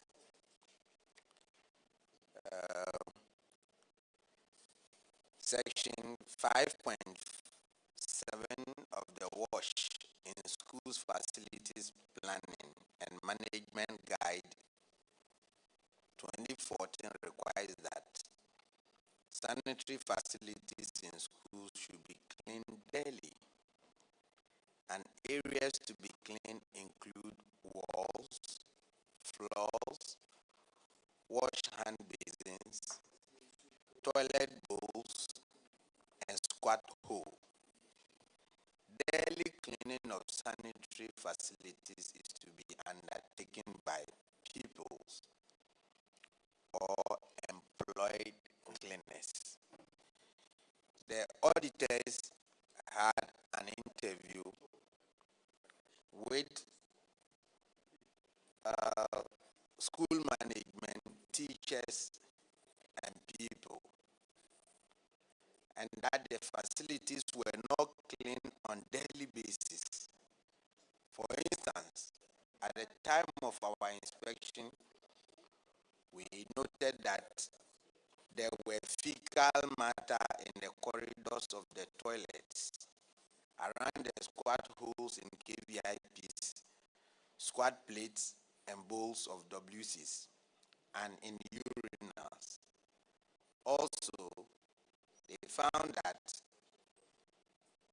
used tissues, papers, and sanitary pads on the floor of toilet and then urinals. Example of these conditions of toilet facilities in school visited is shown in figure 5. So the pictures are there. You can see for yourself. But this situation according to the auditors, led to diseases such as urinary tract infections, worm infestation, diarrhea, and typhoid were prevalent in the schools. The nurses at the sick base and clinic attributed the diseases to the unhygienic sanitary conditions and contamination of water in the schools. My question is, I have 3 questions on this. 1, is it prudent to use students to clean these facilities? Is it not affecting contact hours? And well, if so, if you want my honest opinion, students should not be used to clean these facilities. The state should be able to employ and deploy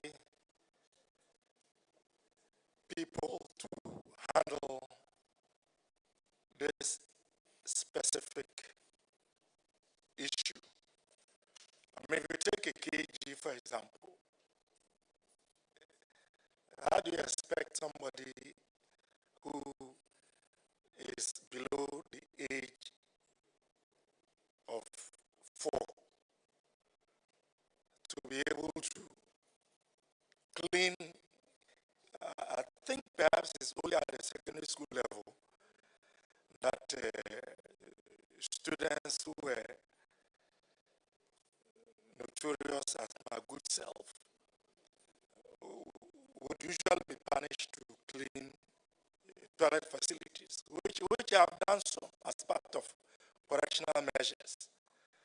So I believe to do this work, and I don't think it will be too much.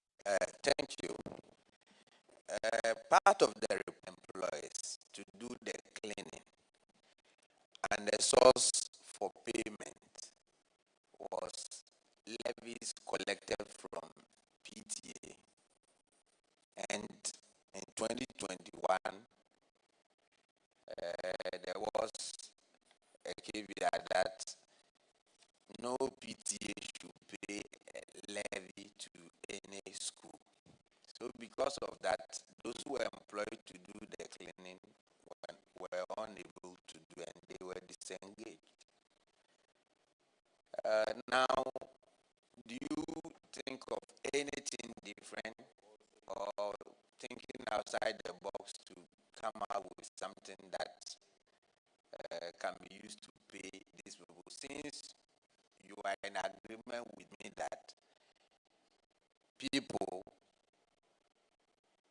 according to your view, and then an expert, shouldn't be used to do this cleaning in the schools? What else do you think of should be the best alternative?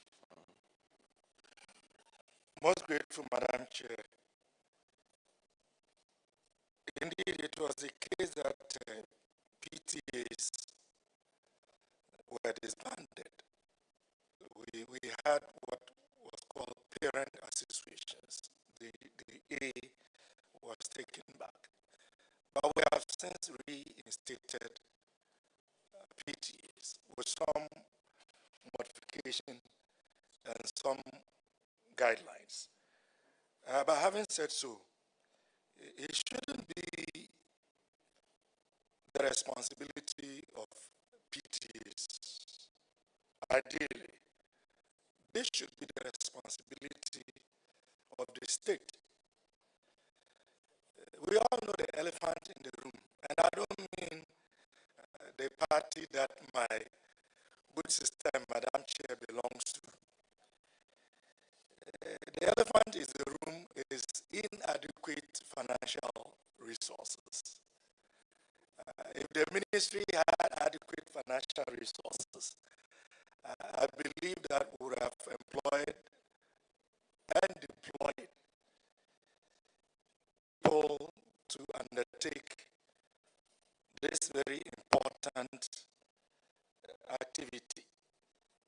But even so, I think it is time for us as a nation to have a deeper public conversation around our educational system in general, largely captured in the Education Forum report, but specific to some of these ancillary issues that can either enhance or, if you like, dissipate teaching and learning. So I would bring this to the minister, and I know wherever he is, he will become aware of this conversation, so that we can see what can be done.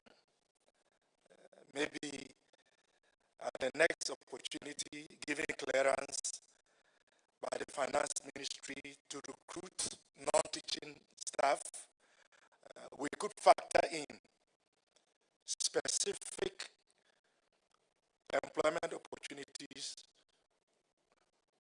for people to attend, to be employed, to attend to the matter of sanitation as far as our schools are concerned. So these are some of my ideas as to how we can address the issue.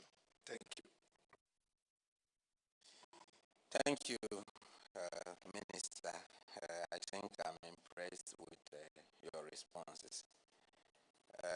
My worry has to do with the people. When you look at a report, the interview was on sick base in second cycle institutions, and the effects of these unhygienic conditions has resulted in urinary tract infections, worm infestation, typhoid, and then what have you. If we are experiencing this at the second cycle institutions, where we will say the students are a bit grown up, you can imagine what is happening at the basic schools. I'm much worried about this. Let's do something. I mean that we are here. I'm a teacher by profession from A to Z. Yes, so I'm concerned. Thank you. Grateful, Madam Chair. I think we've taken note of the honorable members' legitimate concerns, diarrhea, urinary tract infections, worm infestation. Clearly, it means that all is not well. But I think it is also an ancillary of the increased number of students that we have using limited facilities. So whilst trying to increase the spaces by augmenting existing facilities with new facilities, can be a factor towards addressing this. It is not entirely the panacea. So we would factor in all the other options that we have discussed, so that our wards will not go to school and come home sick.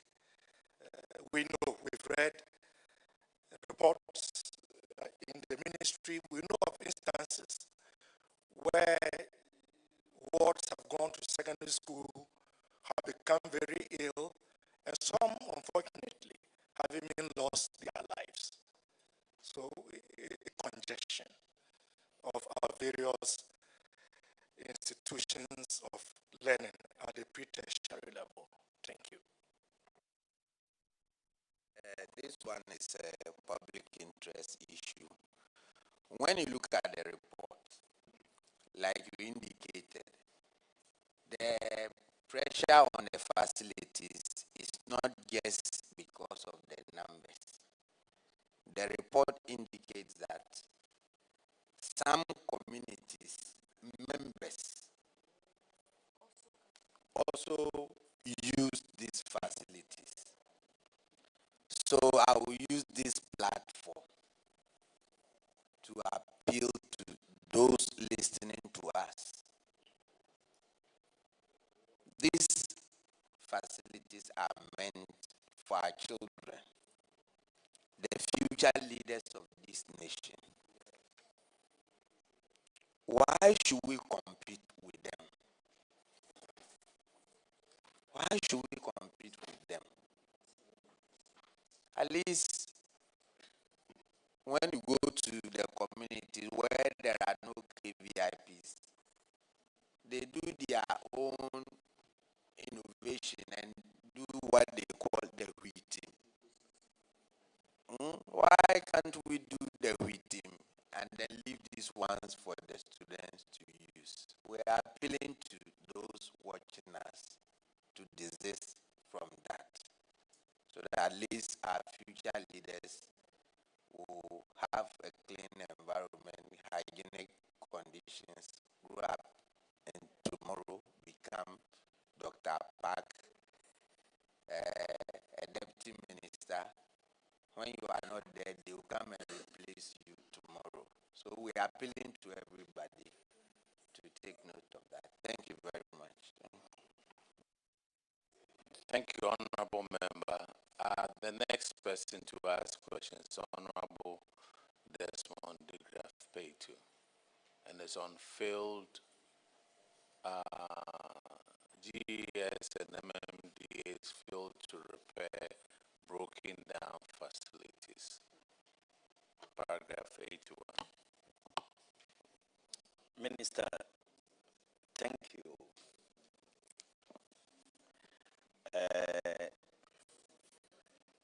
This report before me as two responsibilities for Ghana Education Service and then MMDAs. It's all about the broken down and then fail to maintain the necessary, what do you call it, facilities in our basic school and then the SHS. If you look at it, a lot of schools has been cited over here. In fact, the table here shown about 17 schools. Greater Accra and then the Greater Kumasi, where we have those. We have such facilities in our schools, and all of them has been broken down. So when it comes into use, and if all these facilities has been broken down, our children, how do they use? What actually at all happen in the schools? If they go there to use and these facilities has been broken down and it has not been maintained. Minister, I would like to know from you, Ghana Education Service, MMDAs, in terms of responsibilities of maintaining these facilities, can you throw a little light about it? Whose responsibility to carry this mandate for us to know? I'll let my DDG take a bite, and then if necessary, I'll chip in. Thank you very much, Madam Chair. They have asked they looked into it, and then they mentioned GES, Ministry of Education, and then MMDAs, and that's rightly so. Just not the Constitution, but Act 1049, it says that public basic education shall be run by the Education Directorate and the district, municipal, and metropolitan assemblies. Public senior high schools should be run by the regional education directorates and then the regional coordinating councils. So that's how they looked at it, and that explains itself about what they should do. Assemblies are supposed to also build, rehabilitate, equip, and support teaching and learning. You can help us to see what is it that assemblies are helping to do at the level of GES as an agency. We receive, the basic schools receive some capitation. We all know, we pray that as things improve, it will increase. But for now, they are allowed to do minor maintenance and to be able to purchase some detergents to help improve the situation. But once the issue escalates, either assembly takes it up, or ministry, or get fund or some other agency. Honorable Minister. Honorable Member, you know full well that most of us around this table, eventually, we are the people called upon to fix these situations. We can all give one or two examples. But ideally, the MMDAs, the assemblies,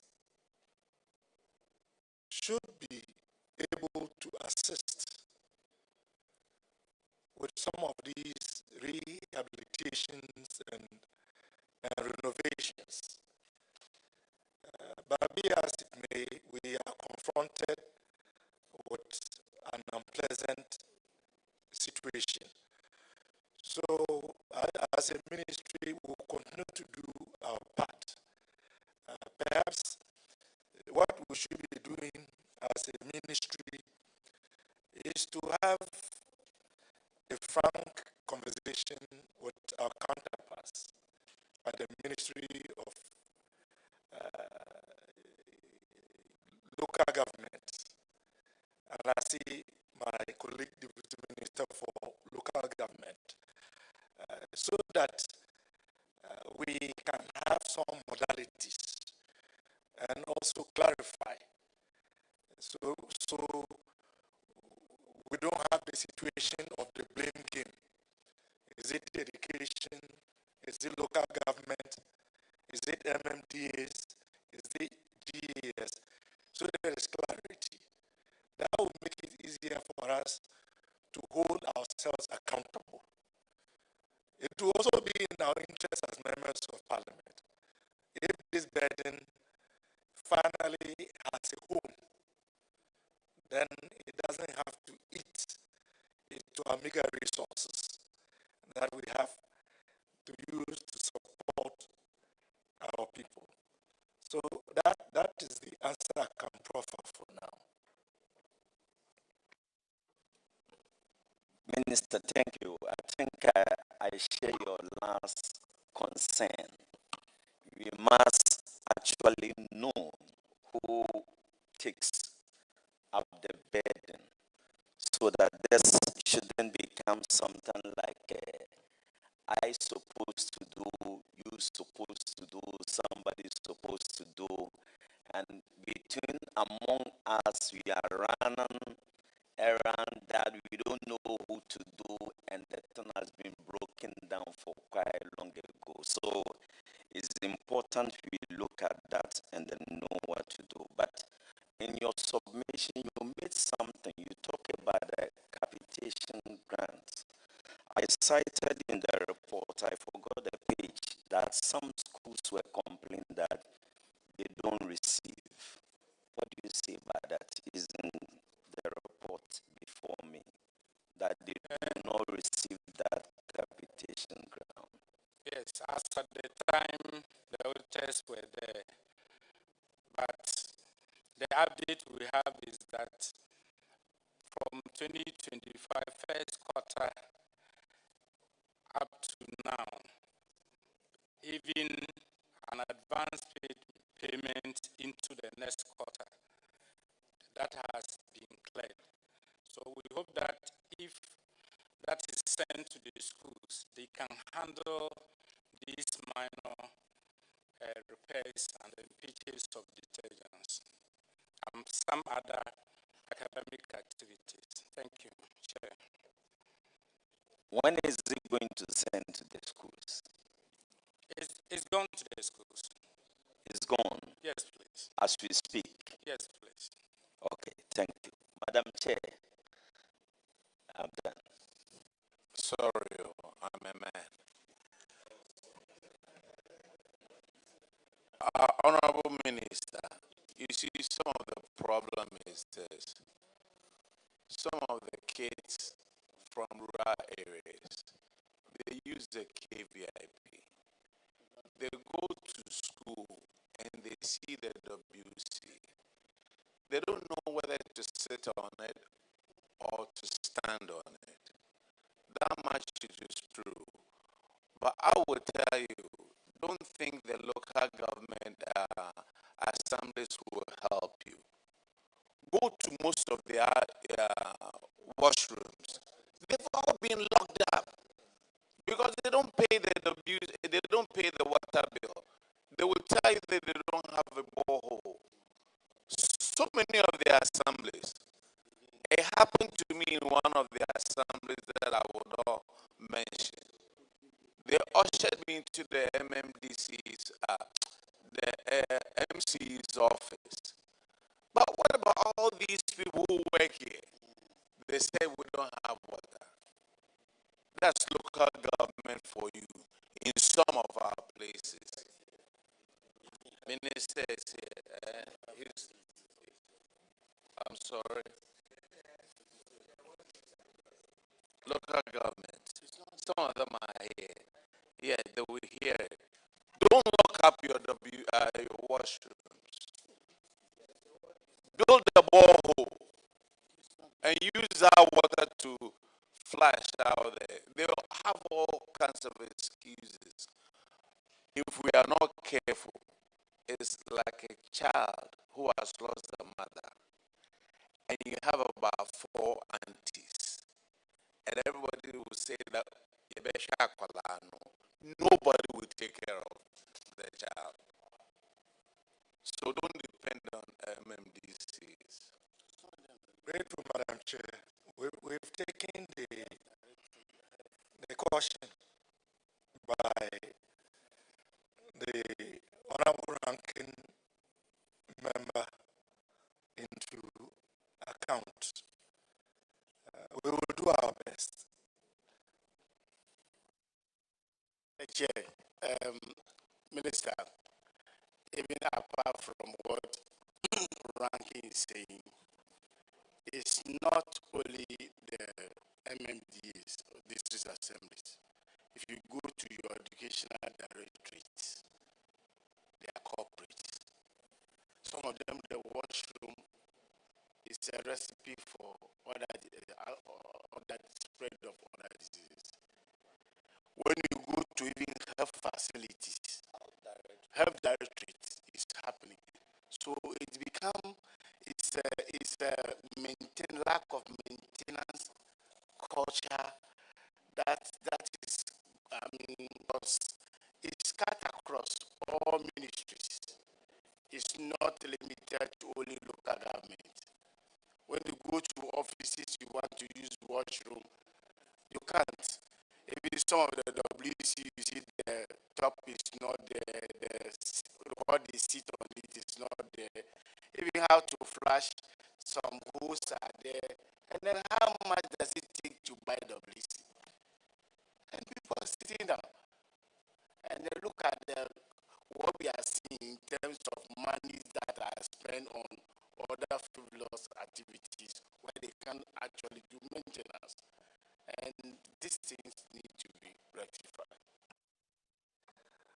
Honorable Chair, I think we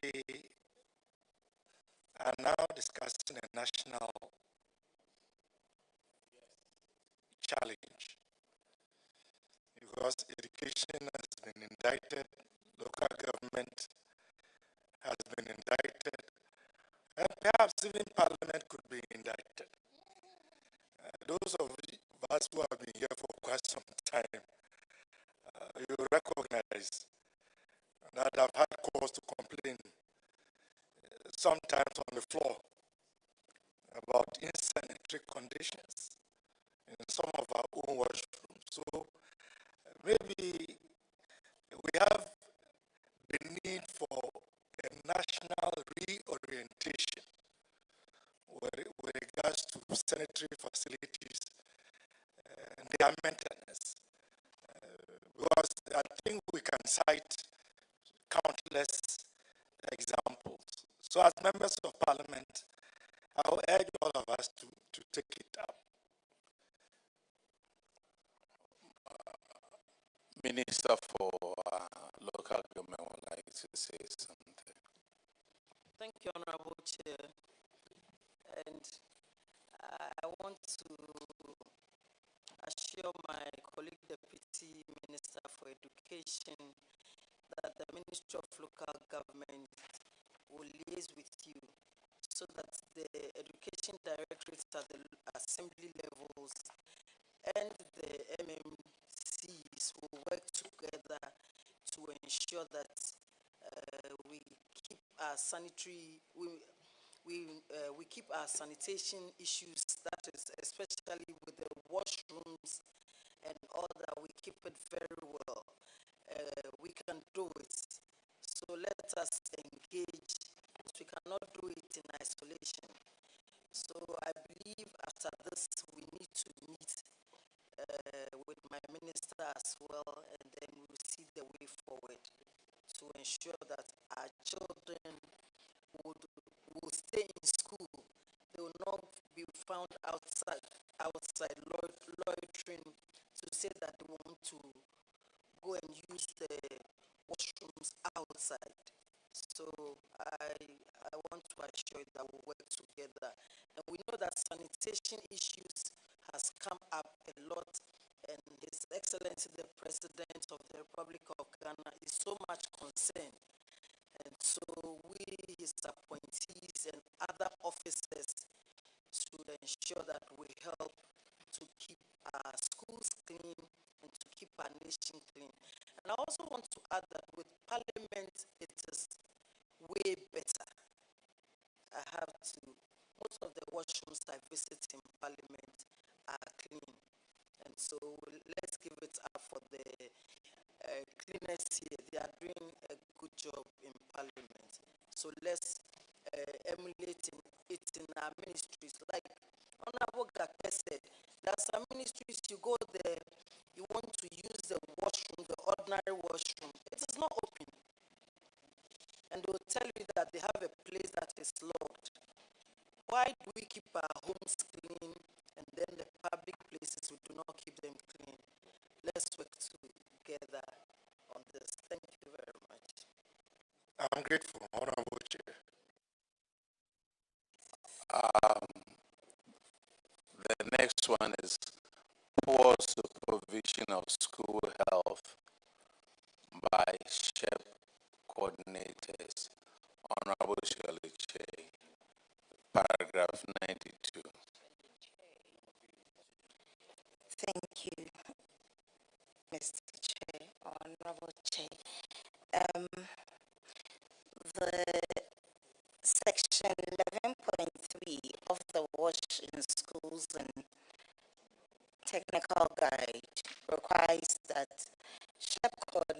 auditors visit schools twice each term. The auditors noticed that SHEP coordinators did not effectively monitor schools to identify and report on the poor conditions of toilet facilities for GES to take action to address them. They, however, recommended that GES should ensure that funds are made available for SHEP coordinators to carry out effective monitoring of health-related issues and sanitation in schools and reports on them to GES. I would like to know if GES have been making funds available to these SHEP coordinators to carry out their responsibilities. Grateful, Honorable Chair. I will invite our National Director of SHEP to speak in response to the question. Thank you, Honorable. Please, the goods and services allocations have been made available to the schools, and directors have been directed to release resources for the SHEP coordinators to monitor the sanitation conditions in the schools. Thank you. Were made available when? Could you give us specifics? How much has been released and for what duration?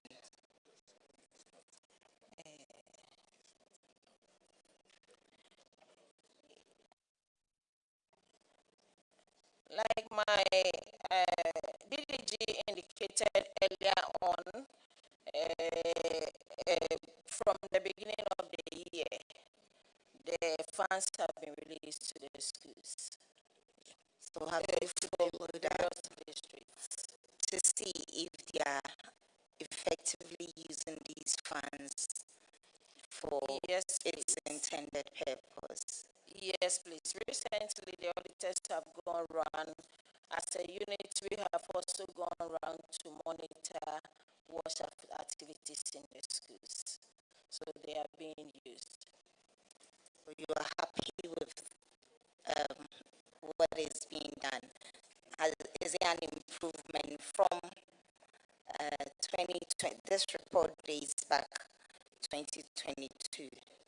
So are you happy with what is being done now? Is there an improvement from when this report was made? Yes, please. From the visits we have made to the various schools and the district offices, there is an improvement.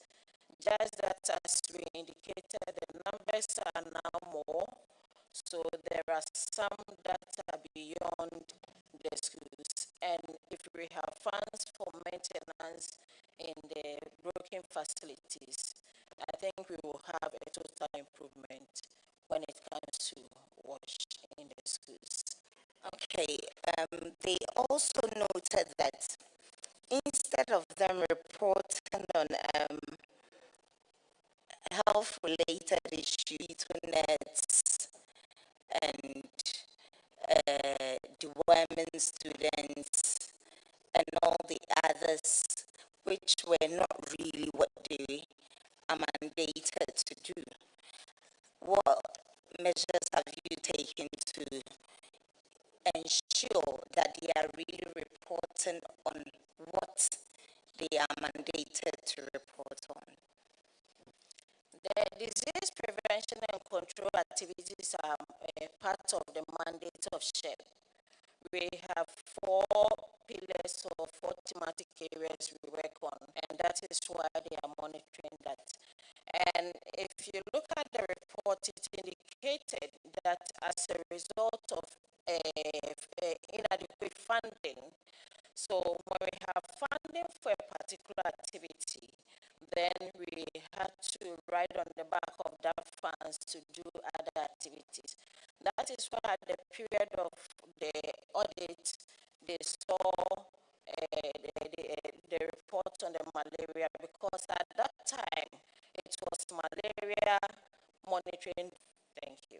Thank you very much. We just pray that GES continues to release the available funds, or the funds that they need to carry out their activities, as this is very important for our students and their health. Thank you. Honorable Chair, I would plead with the honorable member to make the same appeal to the finance minister when the ministry appears before the committee. I mean, we can only survive as much as what we get from the finance minister. So we agree, but also put in a word on our behalf that it should increase the size of our pie.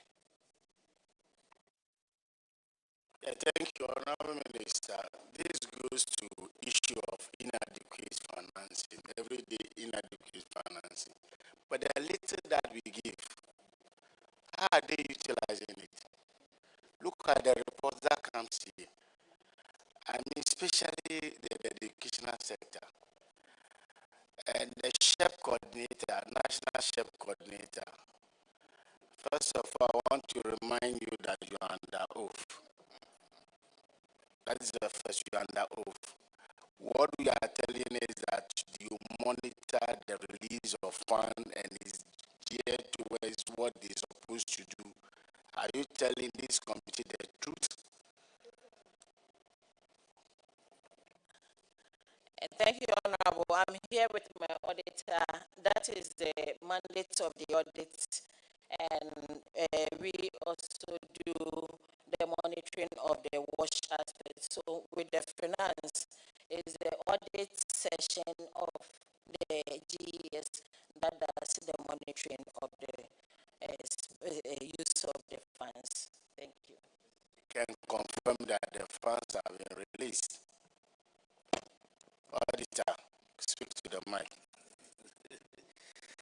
Thank you, Honorable Chair. So far as we know, in terms of our GOG releases to our schools, that has been done as far as we are concerned. Thank you. So this committee, one of these days, will join you to go and actually visit the places and see, ascertain the truth that whether the money have been released and being utilized. Because the issue is that we want you to tell us the problem and then we find solution to you. So if your mother is dead and you say he's sleeping, the cops will be smelling at you. So it's the ball is in your court.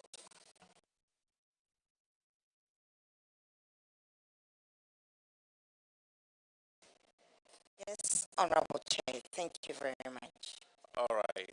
Now, Minister of Education, let's go to another realm. We are talking about report of the Editor General on computerized financial and electronic system in selected covered entities as of December 31st, 2024.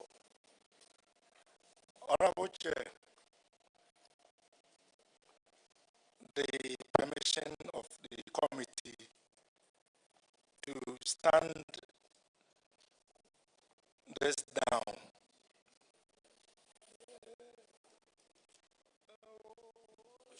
Which one are we standing down? The report on internet connectivity. The officer responsible for this is unavoidably absent. Ancillary to that is also the fact that this matter, aspects of it are under investigation. Wow. So in his absence, it makes it difficult for us to proceed without stepping on landmines.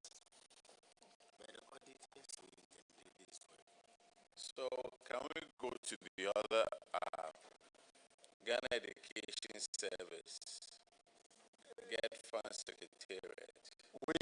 We do have TVET, Commission for Technical and Vocational Education and Training, and we were expecting a director from Get Fund to be with us. But we do have the CTVET acting Director General here.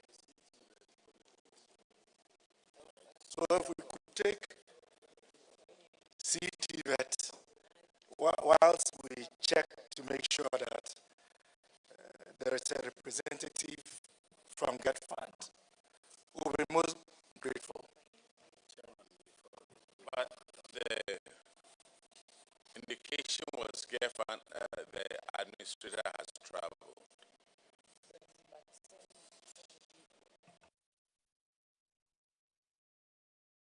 Yes, yes, we have been told so. You have responses. We do have responses. Okay. But Honorable Chair, you know, Get Fund is a very nuanced agency. It's a nuanced fund. Some of the questions may be beyond our ability to explain. So if we are to stand the issue of free Wi-Fi down for now, I will plead that we stand the issue of Get Fund whilst we look at an appropriate date to bring the two heads of agencies before the committee. I so submit.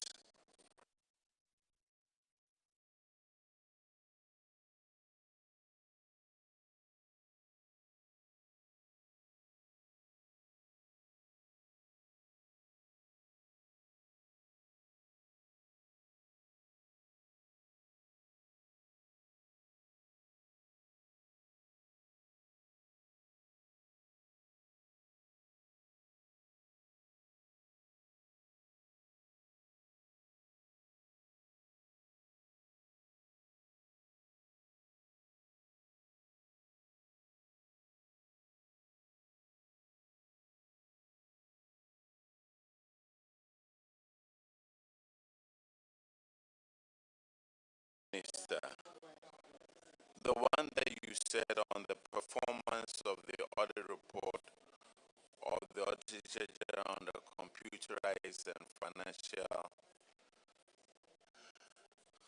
and electronic systems, you said parts of it is under investigation, right?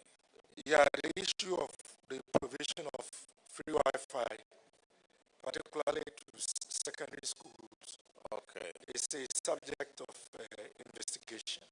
Okay, so when do we expect for this thing to be completed so that we question them? Honorable Chair, I would confer with the Honorable Minister and communicate to the committee appropriately. Given that I'm a bona fide member of this committee, you can hold me duly accountable if it delays. This is There's an Auditor General's report.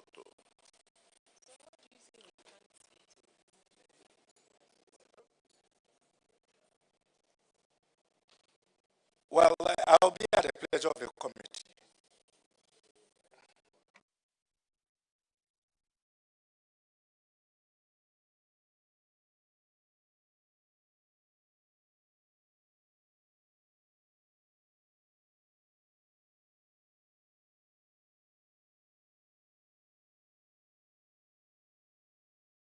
Chair, just to clarify, the ongoing investigation with regards to the provision of Wi-Fi for our secondary schools, regional directories and district directories of education is being undertaken by the Attorney General's Department.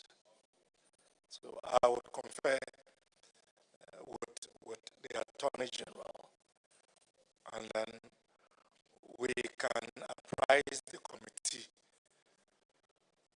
of what we can do and what we cannot do. Respectfully, an Auditor General's report cannot be taken because an aspect of it is under investigations. Auditors,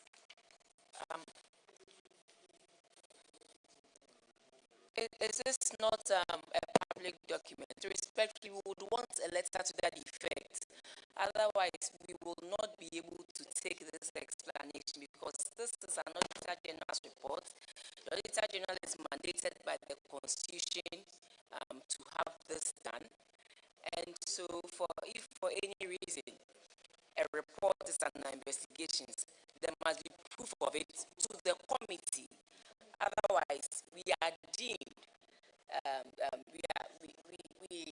we will step it down, but we would want a letter from you. Otherwise, we'll have to pick this up immediately and have it done so that when Parliament comes, we can give send the recommendations to the floor of Parliament for adoption, please.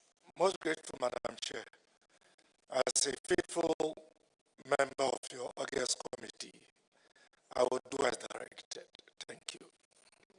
Respectfully, Chairman, if I may, Minister, the document we are speaking to is a performance audit report. Whatever investigations will be into the contract documentations, the financials, and it. Be that once there is an establishment and you have a challenge with how it was done and the rest, that is a different ball game from the Auditor General's report that we are having now. So even on the basis of an investigation, we cannot go ahead with that. I believe, therefore, that the minister ought to write to the Auditor General for a withdrawal of this report. So once this report is withdrawn, then we would not have custody of it to interrogate. But once it's still with Parliament and not withdrawn, I probably don't think that an investigation as to some aspect of it will bar us from having an overview as to the performance of what has been done on the ground. Respectfully. Grateful, Madam Chair. Madam Chair, I made a plea and I gave portfolio. It is unavoidably absent. And the second one is what you just indicated. I'll reiterate my appeal. Respectfully, it's not about you appearing. It's about you giving us a letter to indicate that, respectfully, this report is under investigations, and so maybe the AG is asking the committee, because The Auditor General derives its mandate from the Constitution. And they have gone ahead to prepare a report. And we are being told that the matter pertaining to this audit performance is under investigation, so we cannot take it. But respectfully, we would want a legal authority backing this. Otherwise, it will seem as if we, the members of the committee, are failing to do what is expected of us, please. Most grateful. I will do as directed. I'm grateful.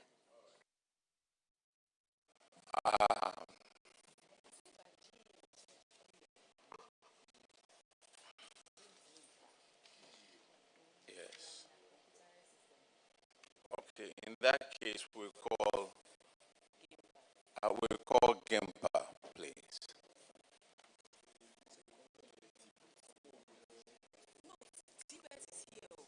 Hey, is Tibet here? I see Tibet is here, right? Let's take Tibet since you guys are seated. And after that, we'll call Gimpa, please.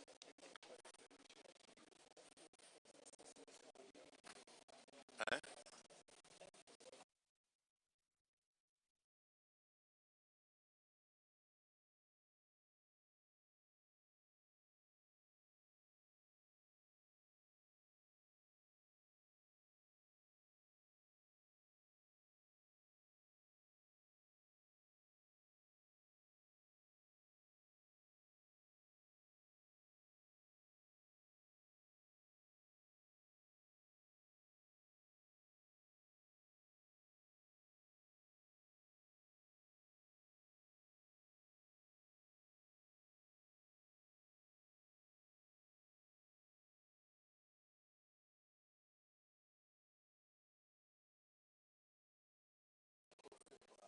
If, with your permission,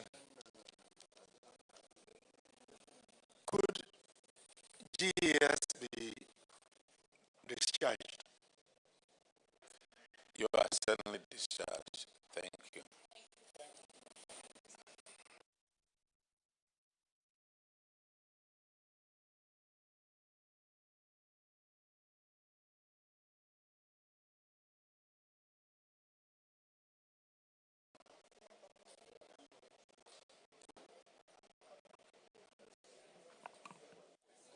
Oramuchi, I thought you were going to take CTV.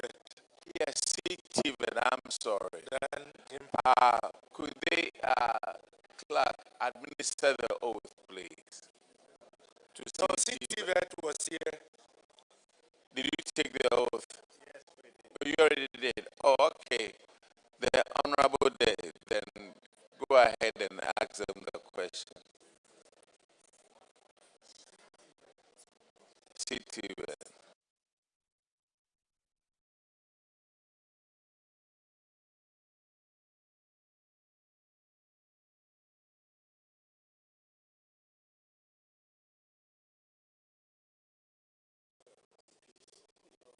Honorable Chair, two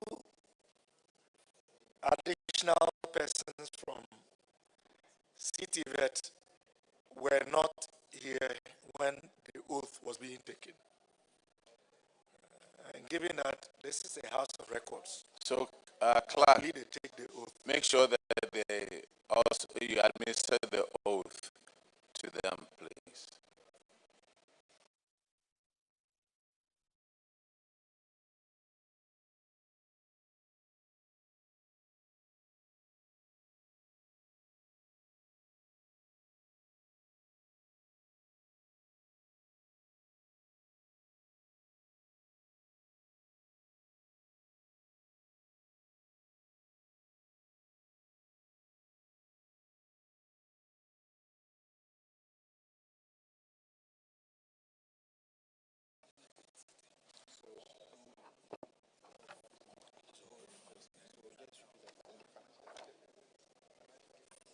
I swear by the Almighty God. Swear by the Almighty God. That the evidence I shall give before this committee. That the evidence I shall give before this committee. touching the matter in issue. Touching the matter in issue. Shall be the truth. Shall be the truth. The whole truth. The whole truth. And nothing but the truth. And nothing but the truth. So help me God. So help me God.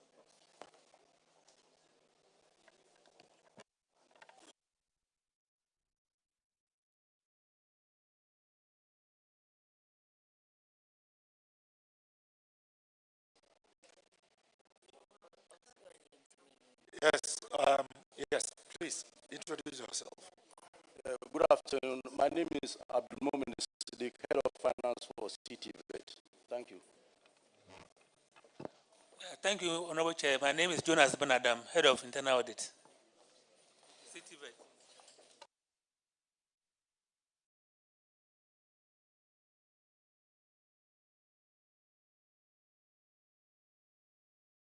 Okay, Honorable Abuna Osiasa will take you through your account.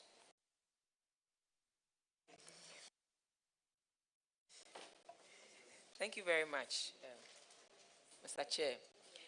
Please, for your financial performance, I see a huge quantum of internally generated funds of 25.8 million Ghana cedis. How do you generate your IGF? Or how do you raise your IGF, please? Honorable Chair, let me ask the Director of Budget to respond. Thank you, Honorable Chair. CTVET is mandated to conduct examinations, Certificate 2 examinations, as well as the HND examinations in Ghana. And so the huge IGF you see there is the free SHS, free TVET examination fees that the government pays to CTVET for the conduct of those examinations. Thank you. Then, well, government pays that. So then if you put it there as internally generated funds, I know, but because in the books of government will not put their IGF. Government will put their transfers to CTVET, so that if in your account you describe it as internally generated funds, when we want to see the debit and the credit, how do you then identify it? Because this cannot be internally generated funds from your own coffers. Because I see you putting the funding from donors. And so if it's it is money coming from government, why don't you make the description funding from government to pay for this, but rather you put it as internally generated funds when it is not you you on your own generating those monies? Honorable, you are right. The payment for free SHS should be classified as subvention from government free SHS. While we separate the little that we are also able to generate. Going forward, we'll see that distinction. Mr. Chairman, yes. Okay. And the whole of 2023, GET Fund did not give you any allocation. I'm not sure you are right. Why? We did not receive. We did our best to receive, but we did not receive. Okay, and then I also see allocation from funding from donors of about 2 million Ghana cedis. Which donors gave you this huge sum of money? Because I'm looking at 97,000 Ghana cedis for 2022 and a huge amount of 2 million for 2023. I just want to find out who did that for you in 2020. Honorable Chair, we ran two programs, Ghana Jobs and Skills and then the Ghana TVET voucher project. And so the 2 million you see there is from the Ghana TVET voucher project for the activities of the Commission in implementing the TVET voucher project. Thank you. What is the TVET voucher project? The TVET voucher project is a project by Government of Ghana where institutions that train master craftsmen, and then they also pass on the training to artisans so that the whole spectrum of people in the TVET sector are given the necessary skills to deliver. And that's so we give them vouchers, and then they use those things to get the equipment for the training. That's excellent. When did you start this? Way back. Eh? 2022. Yes, 2022. Honorable, you are Wonderful. right. Yes. Yeah, because education is not all about the classroom, but also learning. And I hope you are still working on that and making it even more available to a lot of people. Honorable, yes, we are doing it. In fact, recently, the National Apprenticeship Program, which was ruled out, CTVET was also part of it, in getting all the artisans across the length and breadth of Ghana to be trained in that area as well. Together with the National Apprenticeship Program. Yes. Well, I see an improvement, but I also see a huge jump in your goods and services. Sometimes you make it seem as if the more money you get, the more expenditure you make. You got monies from government for 25.8 million, and then I see you raising your goods and services from 13 million in 2022 to 21.5 million in 2023. What happened? Honorable, as the number of candidates who are engaged in the technical institutes and vocational institute increase, the allocation the government will give us to run the examinations increase. Concurrently, the examination cost of all the increased candidates also goes up. So when you have 35,000 and it increased to 50,000, the allocation from government will go up and the expenditure on all those 50,000 candidates will equally also go up. Thank you. You know, in the government setting, when government says goods and services, they are mainly for consumption items. So maybe the auditors, you know, TVET, they have a peculiar mandate such that we cannot lump their training and the services they offer as goods. And, you know, because we know goods and services are usually for consumption items for the ministries, departments, and agencies. So we should look at it and give it a befitting narration so that it will be distinct from their regular goods and services moving forward. Well noted, Honorable Chair. But I think on the whole, I mean, you're doing well. You increase your profits or your surplus from 164 to 3.1 million in 2024 accounts, 2025 accounts. We'll see not just the surplus, but we'll also see the impacts that you are making, because these are huge sums of money that are being invested. And so we want to see not just the surplus, but we also want to see the impacts, and a lot of entrepreneurs around doing their own thing and also contributing their bits to the nation. Honorable Chair, I think I'm done with this. All right, thank you. Thank you. You had a question? Okay, go ahead. Thank you very much, Honorable Chair. The seemingly huge monies that you are reporting, funds that you are reporting under internally generated funds. I think, fortunately, you've explained that going forward, it will not be the same, because it gives a very erroneous impression that you are able to, on your own effort, generate such funds.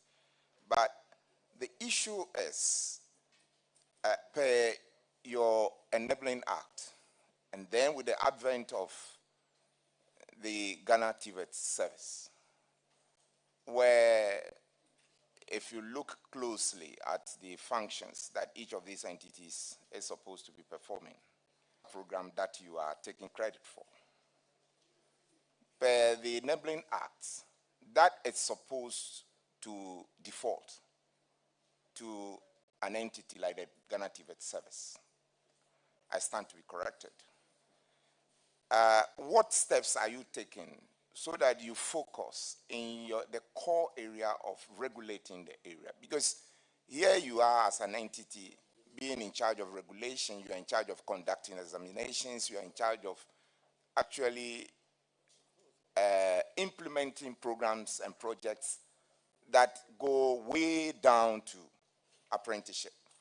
What steps are you taking, okay, to focus in this critical area of regulating the TVET landscape, so that next time you come to the Public Accounts Committee or other entities, we will be able to scrutinize and ensure that you are adding value to the TVET space? Great one, Honorable Chair. I'll let the Director General of CTVET respond to the question. Thank you very much, Honorable Chair. The activities under the Ghana Voucher Project includes accreditation of training providers. It includes training of facilitators in order that they acquire competencies to deliver competency-based training skills, and that is a requirement for the accreditation. And it includes assessments leading to certification of trainees who undergo apprenticeship. And these are all activities that are under the functions of CTVET. If you say that most of the activities are under the Ghana TVET service, I find it difficult to see those activities. And so it may take some further discussions for us to clarify this. But sitting at this table, my understanding is that many of the activities that are carried out under the Ghana Voucher Project are activities that are actually in the functions of, part of our regulatory activities, as well as the assessment activities or functions of the Commission. I think they've been very involved in this sector. And so he's speaking to this with some experience. I would instances that have come to his attention where there seems to be either an overlap or replication of responsibilities between the two bodies so that we can take a look at it as a ministry. Thank you. Just to provide, Honorable Chair, just to provide a bit of clarity. And do I have your attention, Director General? Yes. I am not particularly pointing at the issue of you performing a function which is not in your enabling act. I am looking at where we can operate within the TVET space such that our efforts will complement each other. I'm talking about the players within the industry would operate in such a way that you will complement each other. In that way, once the functions are disaggregated and we know who is doing what, then it can properly be assessed such that an entity like the Public Accounts Committee can assess you based on the strength that you are actually putting in to add value to the system. That is not to point at the areas of overlap and the rest of it, that because one entity performing a function of being a regulator and at the same time implementing programs that relate to training, that is where I have an issue. And this can be looked at in other fora. Thank you for the opportunity. We are grateful, Madam Chair. Honorable, are you then? Okay, now we have Honorable Queen Star Pokua Sawyer. Yeah, thank you. Miss, I don't know what you know about Shedru. About 4 months ago, and then you have not replaced or asked anybody to act as such now. The deputy was asked to act, but then he's not being allowed from the regional bosses in Central Region. And Shedru Technical is under Aguna West, which is not my constituency. But then the building is in Aguna East. So my DCE has tried so many times to solve problems in that school. The interdicted boss is still working from home. They have to carry, the accountant has to carry the checkbook to his house. If he's not there, the checkbook is left with him. So indirectly, he's been asked to stay at home. But then he's operating from the house. And it's just so difficult for the youth in that school. The school, for all of a sudden, is so deteriorated, it's unbelievable. Nobody takes in. I went to the school unannounced about 2 weeks ago. The DC has also been going there unannounced, and you go and there are no teachers there. I made somebody ask at a point in time, where is the pickup for the school? They don't know the driver who is using the pickup for some days. And the deputy regional boss went, I complained, so he went there, and apparently he called the children in the school and told them that TVET is not under the DCE, so the DCE and the MP has no right to come and give instructions in the school. Meanwhile, as we speak, they don't have water, and it's the DCE that has to get the drip machine to supply the children water. Sometimes they don't have electricity. Their credit is finished, and the children stay in the school without electricity. So I honestly do not know what they intend to do with Swedu Technical, TVET. If something can be done immediately today. Thank you very much, Deputy Minister. Honorable Chair, this is a very disturbing and worrying situation. And I assure you that this has not come to the attention of Honorable Minister, nor has it come to my attention. And so let me say thank you to the Honorable Member for bringing this to our attention. I am very certain that between today and tomorrow, Minister would instruct the Director General of TVET Services to go to Swedru Technical Institute. Semblance of normalcy to what you have just described is akin to chaos. And we cannot tolerate that in an institution of learning. So let me say thank you to the Honorable Member for bringing this to our attention. We will act on it with dispatch. Thank you. Thank you, Mr. Minister. But, Honorable Minister, this person has been interdicted for about 4 months. And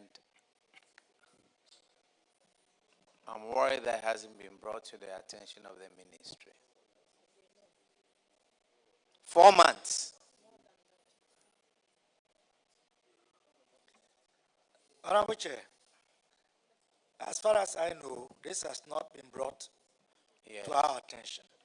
Is the director recognizing that the institute is under the Ghana TVET services, and so until the acting director general apprises the minister or myself on this matter, we wouldn't have a way of knowing. But as I said, I believe after this meeting, we would act on it. We will act on it. The acting director general is here? No. This is a commission for TVET. And then we have the Ghana TVET services. They are not the same entity. Yes. Honorable Minister, I think whoever is in charge of Ghana TVET needs to be asked quite a lot of questions. Because if you have interdicted somebody and there's nobody in place, and this person was interdicted for wrongdoing, and there's nobody in place, let me choose my words properly, that if that is so, and the interdicted person is writing checks from the house, I think higher authorities need to be involved, like Yoko and other people. Because an interdicted person should not and cannot write checks. Thank you very much. Honorable Chair, I agree with you 100%. Yes. That ought not to be the case. Yes. Now that it has come to our attention, Yes, sir. we will act accordingly. Thank you very much, sir. All right. Minister, thank you. And from what the ranking is saying, he was interdicted for collecting unapproved monies, and he's still dealing with money. So then, what have we done? We are just empowering him for doing what is wrong. Thank you. All right. TVET, you are discharged. CTVET, you are discharged. Can we have a Gimper, please?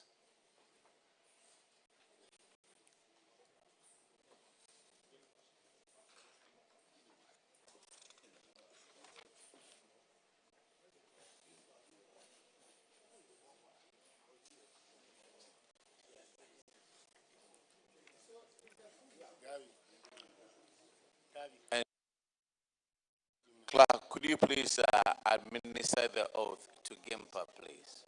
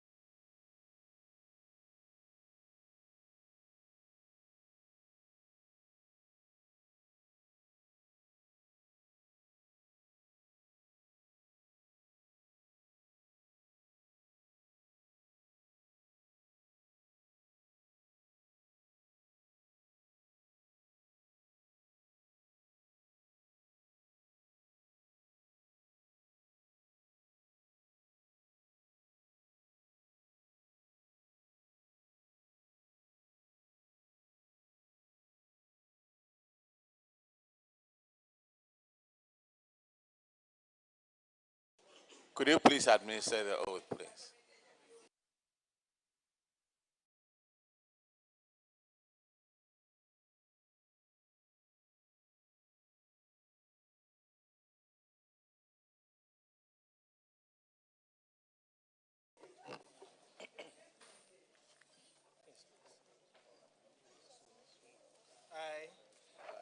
That the evidence I shall give before this committee. That the evidence I shall give before this committee. Touching the matter in issue. Touching the matter in issue. Shall be the truth. Shall be the truth. The whole truth. The whole truth. And nothing but the truth. And nothing but the truth. So help me God. So help me God. Could you please introduce yourself to the committee?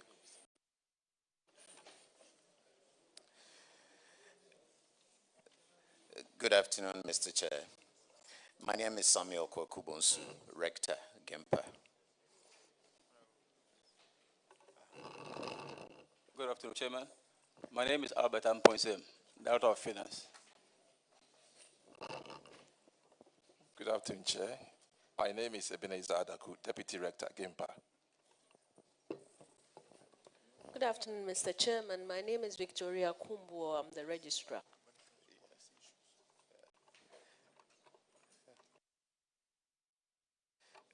Thank you very much. Honorable Member. Honorable Chair. Yes, sir. With your kind permission, I think Gimper is ready. Is what, free?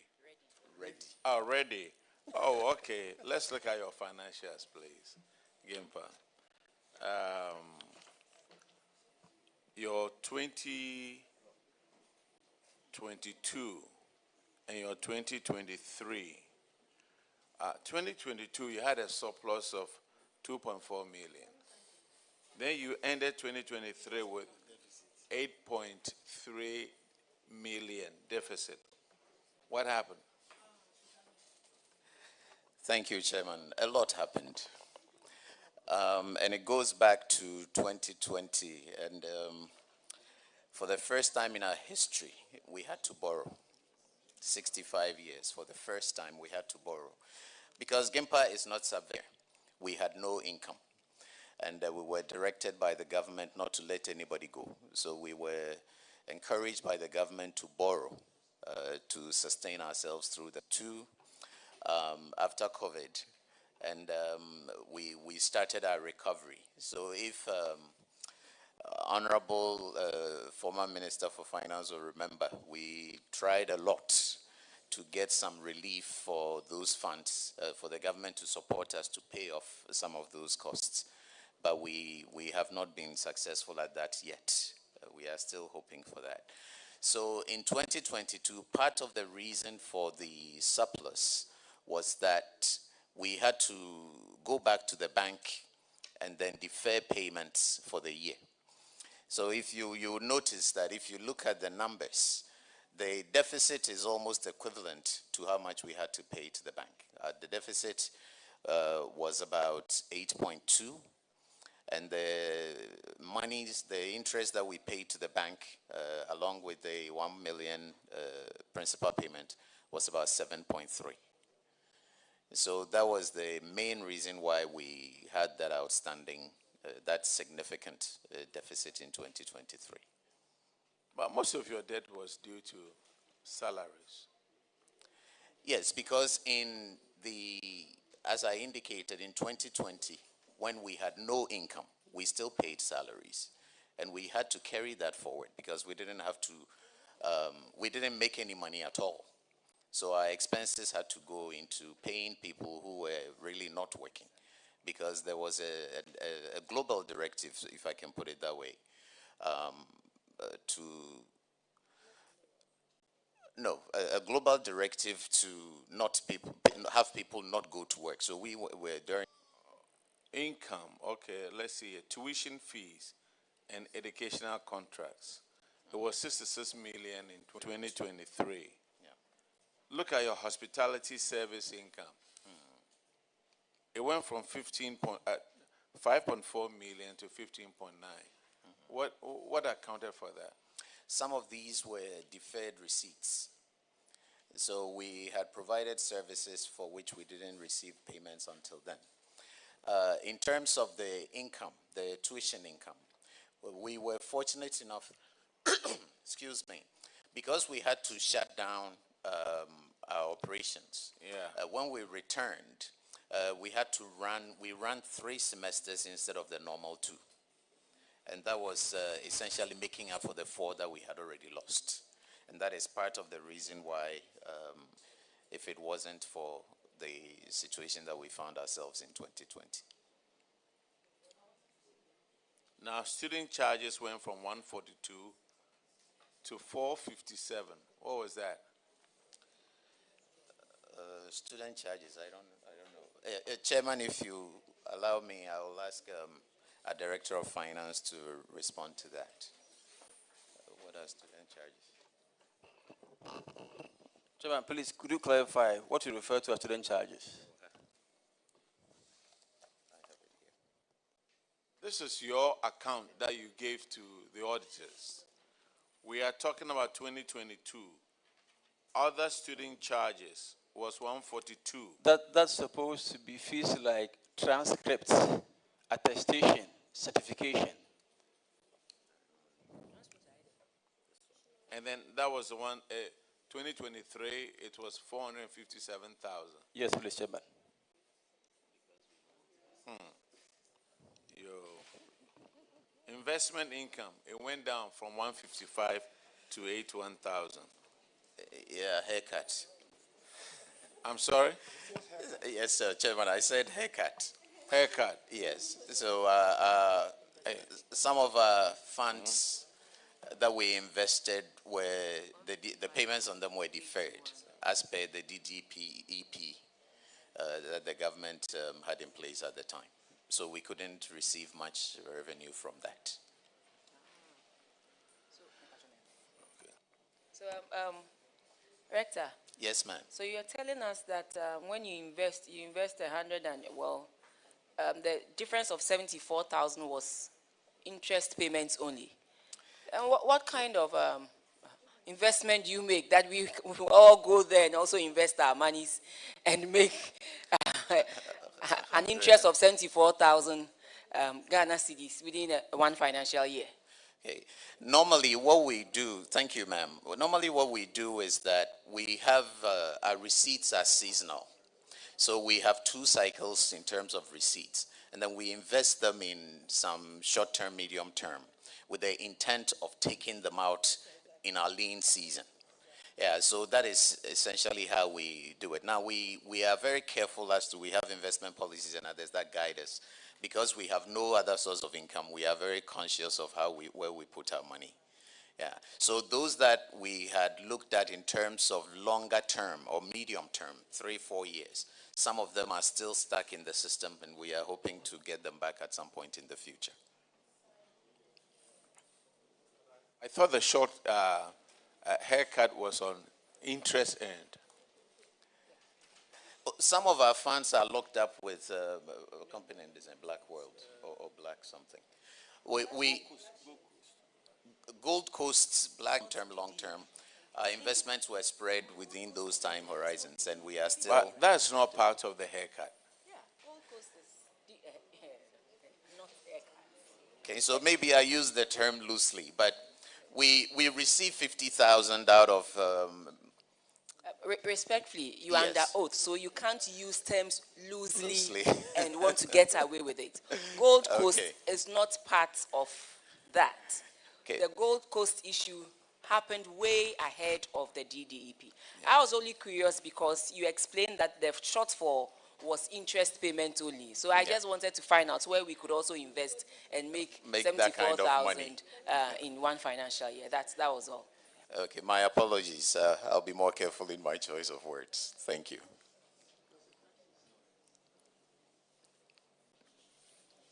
Honorable Chair, I think that this is a problem that is generally known to the committee. Though Rector has rephrased what he meant properly, as a committee, we know that many public institutions have suffered similar fate, and that is different from the DDEP. So we are grateful. Thank you.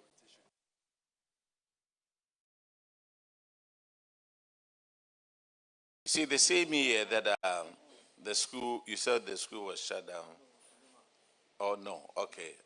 Let me rephrase it. 2022, your administrative and general expenses was 14 million.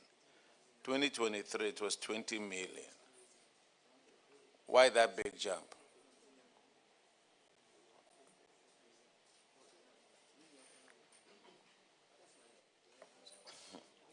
Thank you, Chairman.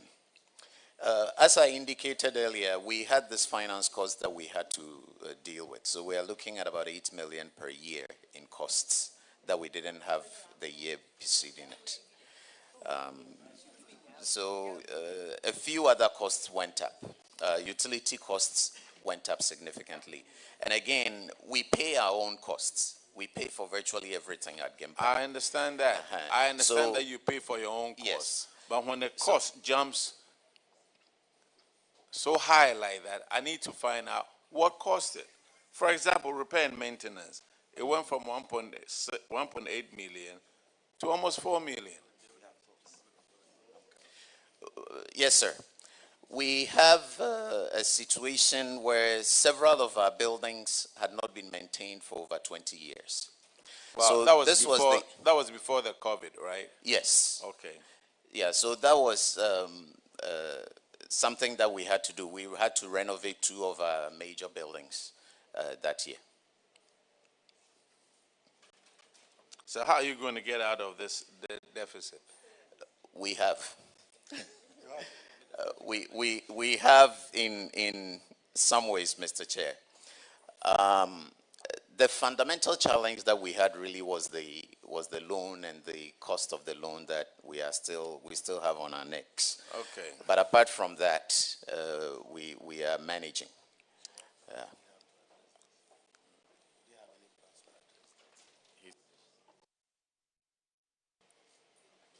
Yes, this was in. We are now in a stable situation. Okay. We have had to minimize our investments in our capital assets. So we are not, again, we are back to where we are not renovating or doing some of the things that we would ordinarily have done. Okay. Your current ratio from 1.8 to 1 to 1.0 to 1 anyway. Let's go to management issues. Staff indebtedness of 2 million Ghana cedis.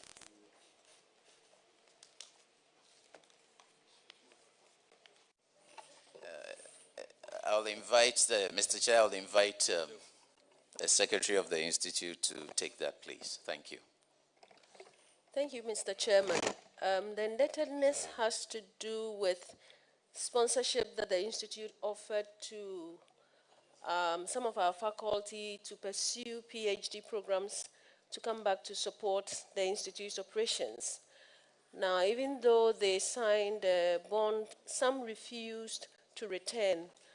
And so, together with Council, a decision was made to freeze the entitlement, basically their Provident Fund and Credit Scheme entitlements, and those of the guarantors, and also pursue them to refund the money because the bond required them to do so. We have been able to collect some of the money, and we are pursuing them. We have engaged their various institutions where they are to see if they can compel them to come back. But the feedback has been that this arrangement is a private arrangement with the individuals, so their current employers abroad are unable to send them to us.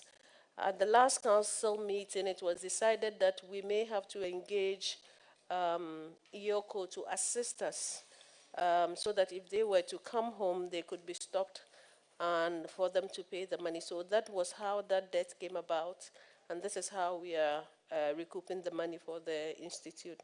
Thank you, sir. So, does it mean the 5 officers are behaving the same way? How much is the current money? So they are not behaving the same way.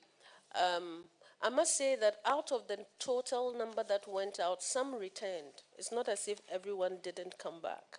Some returned, but of course you always have the bond to try and recoup the money. Thank you very much, sir.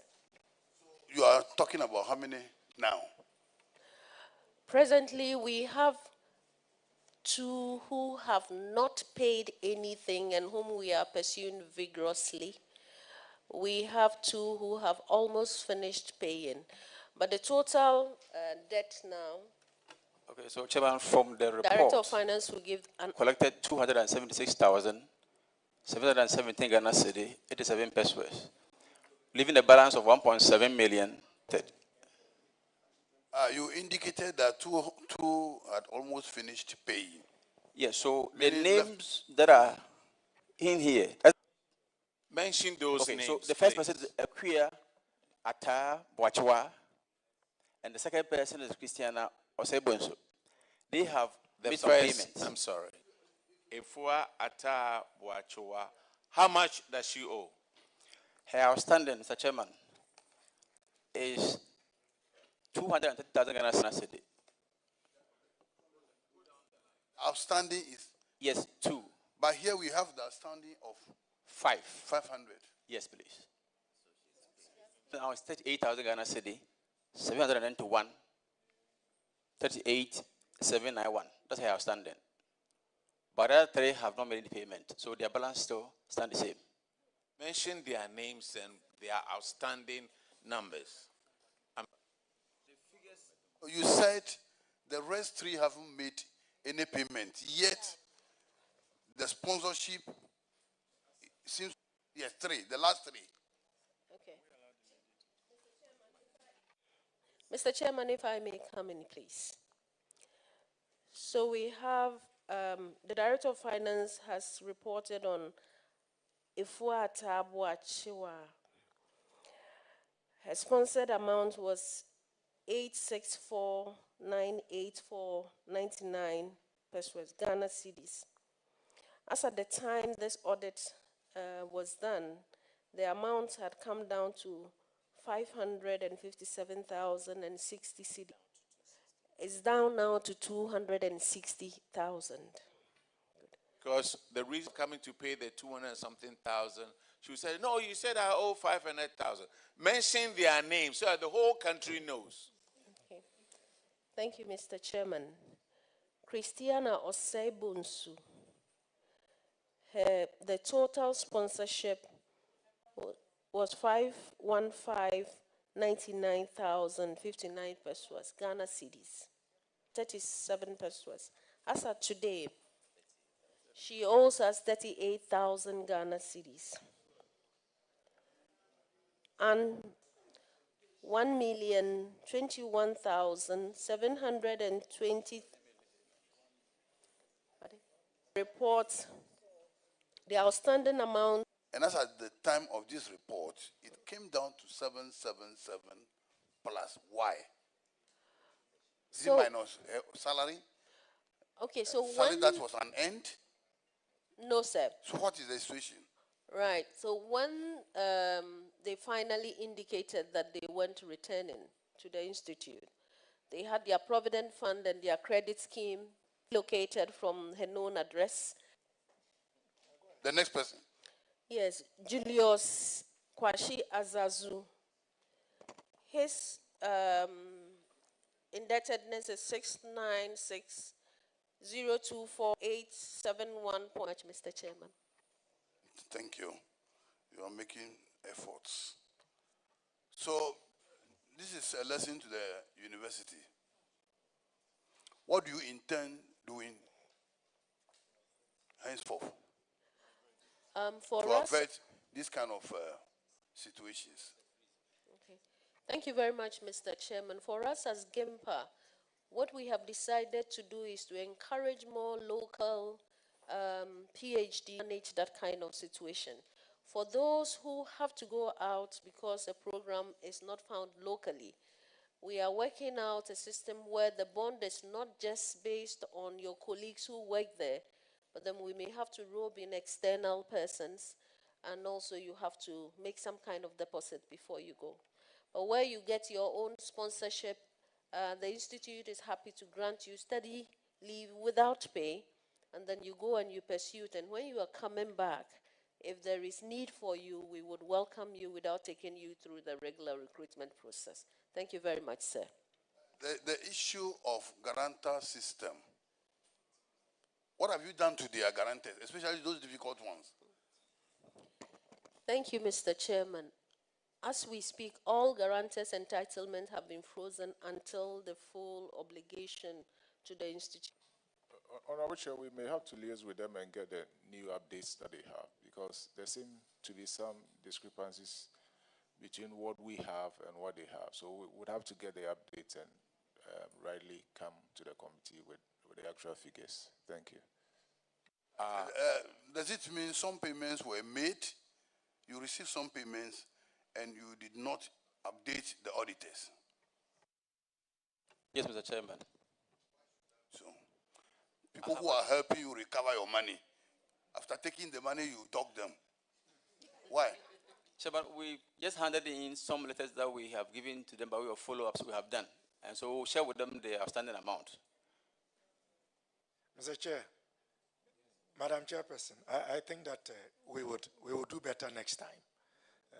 As soon as updated information. These university, let me use the proper mafia term. They could knife. I mean, look, you get somebody from the university to sign somebody's bond. And then when the person doesn't pay, you send the person to Yoko. I think those people, next time you will make sure that you sign for a credible person. Some of them know that these people will never come back. They sign for them. They know they will never come back. Where are these people, where are they? Dr. Ade, where is he? UK. UK. Yes. Okay, you can report it to go through our foreign affairs. Report them. When they come there for passport renewal, they won't get it. What about Julius Azazu? Where is he? He's in the UK. She's in Canada. She's in Canada. It's very easy. You report them to immigration out there, they will pick her up. What about Sebonso? US. It's very easy. She will never get her passport renewed until she dies. And they'll pick her up. You guys knew that these people wouldn't come back. The universities are costing us a lot of money when it comes to people who so-called are going to get sheepskin and they never come back. Why? And you guys are conniving with them. Respectfully, Mr. Chairman, we take note of your advice and we will pursue them more aggressively than we are not coming. Yes, Mr. Chairman. Because you universities, you do it all the time. You do it all the time. I know somebody from University of Ghana doesn't want to come back to Ghana. Honorable Chair, I think the sentiment of the ranking member is since 2017, almost every year, this issue comes up.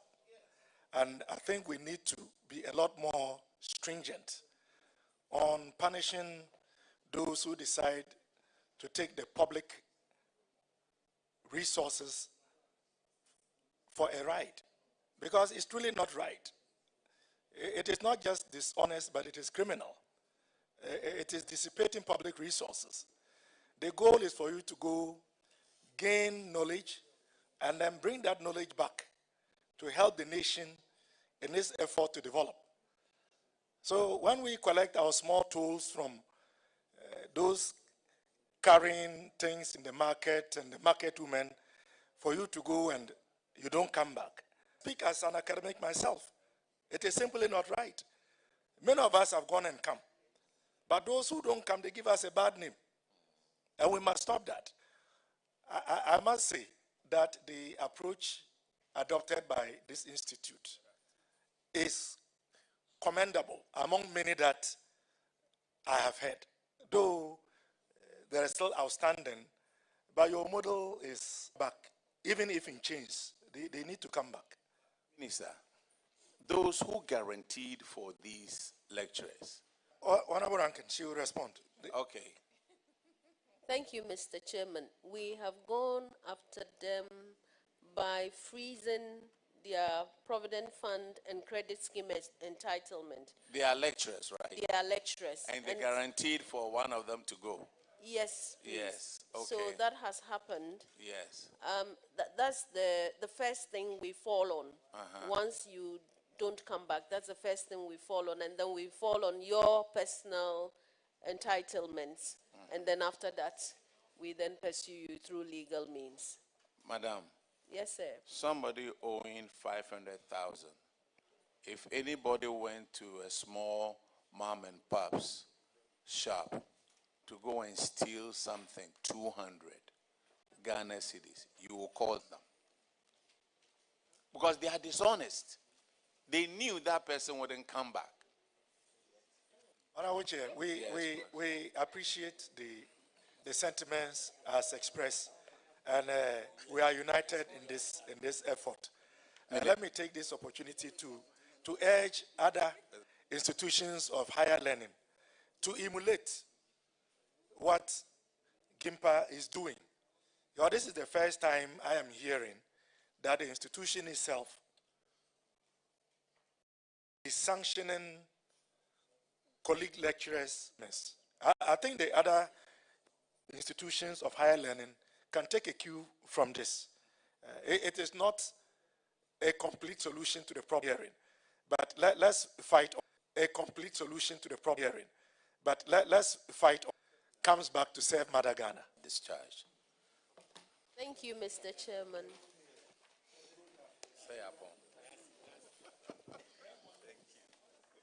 Mr. Financial Director, please turn off your mic.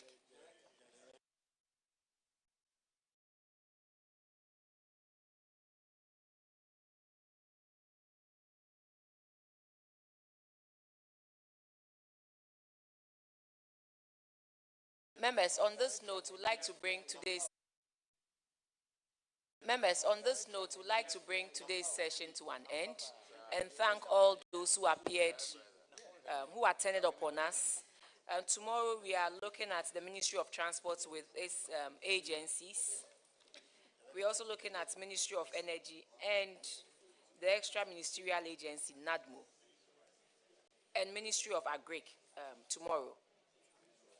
well. Thank you. I have some instructions to follow. I'll follow them.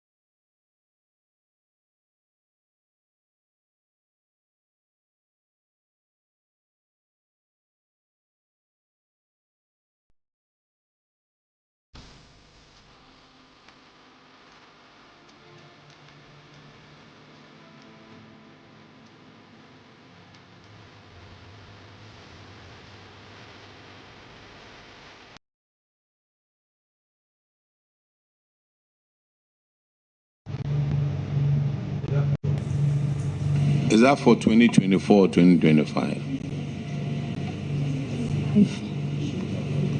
But these are not audited. Can you repeat the amount again? Yes, Madam Chair. So it's 770.27 million, not audited, for 2025.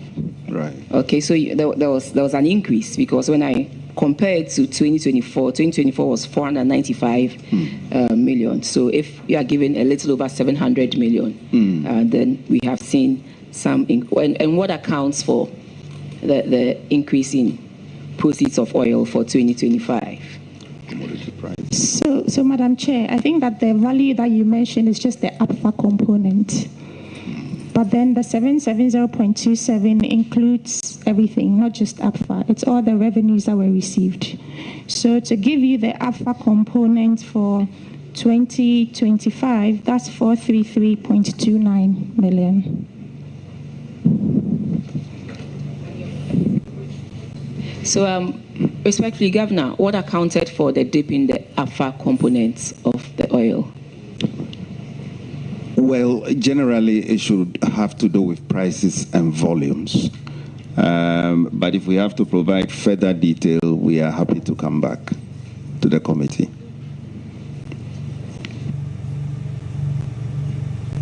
So, according to the reports, your foreign exchange receipts from for 2024 was 11.9 billion US dollars.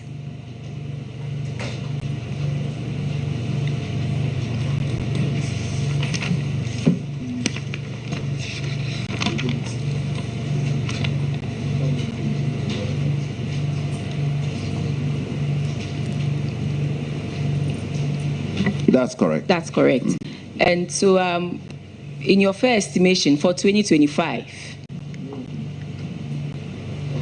fair estimation, give us an idea whether we're going to see a dip or some level of increase in. At least you have management accounts. You don't have audited accounts, but you have management accounts. The year has come to an end.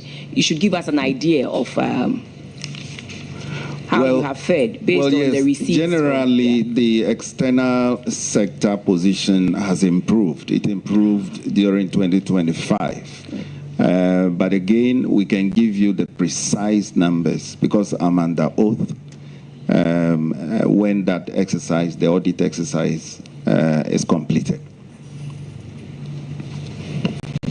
Clearly so. I know you're under oath, but you have to give. I was asking for some estimation because as you sit here, I know you have some idea of whether we've received more in terms of receipts from the gold, minerals, and oil, and all the other things that come in as receipts. And so that's why I that is so. Our commodity prices have fared well throughout 2025. And if you look at our Monetary Policy Committee press releases, we provided consistent detail. That underscores the reserve buildup that we have quoted in the MPC press releases.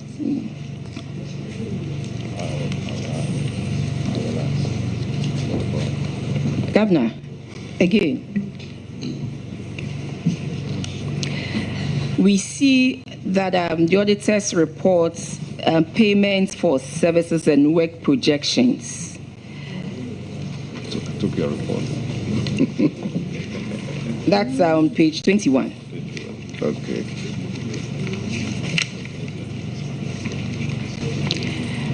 I want to give you the opportunity to tell the people of Ghana where your mandate lies. Whether Bank of Ghana is supposed to check whether the project has been completed before payment is done, or Bank of Ghana collects details and issues payment as instructed by the Controller and Accountant General.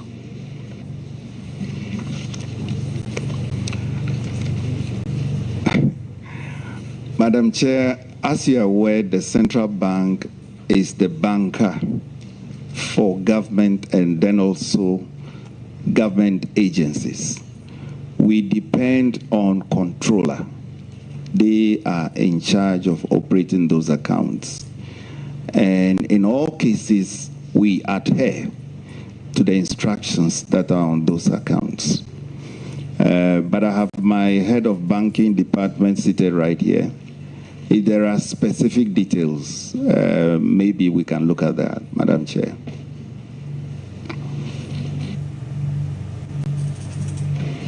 Not necessarily specific details, but I just wanted you to put on record your mandate when it comes to payments of projects. Like you said. Yes, so yes, rightly so. Yes, I want you to be clear on that. Yes, it is just like you have your own account with any bank. At the end of the day, you operate the account. The mandate is clear on that. And so controller, in my view, has plays that role.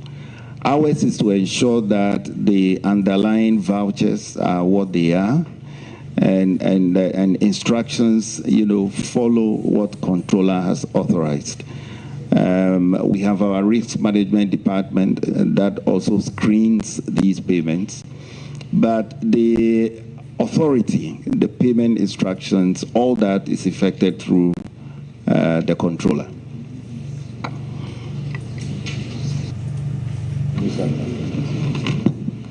Governor, so if I may, in simple terms, when you are instructed to make payment, are you responsible for the physical verification of the project completion or not?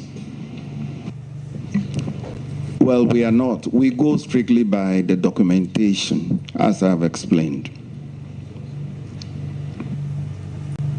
I guess we are beating around the bush, specifically for our logo. Money was paid, and nothing had been done. And we want to find out who is to take responsibility for it. Was it? I'm sorry. Mr. Speaker has, Deputy Speaker has come to join us.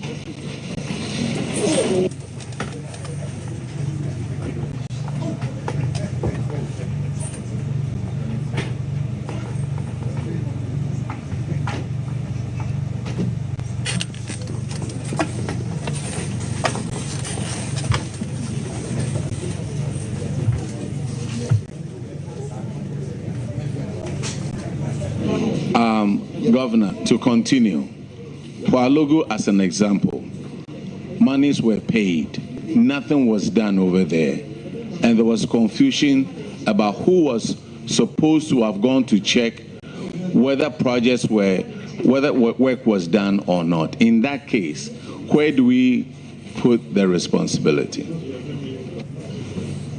Madam Chair, I believe that borders on issues about value for money. That doesn't sit with us. As I explained, we go by the documentation. We are a banker, for government.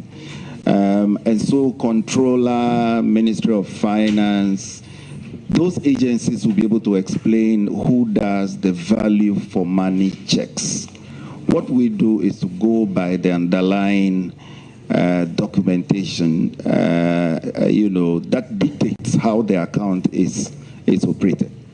With all due respect, cost of value for money doesn't come in at all. Monies were paid to a contractor, but no work was done. So, controller must have sent the documentation to Bank of Ghana for you to pay. So, in that case, it's controller that we have to go to. Is that the case? Because nothing was done over there. Controller and any other agency will be able to speak to that, not us. Governor, that is why from the beginning I gave you the opportunity to establish what Bank of Ghana does, and then it ends there, so that the people of Ghana know that it is the mandate of Bank of Ghana to pay based on instructions received.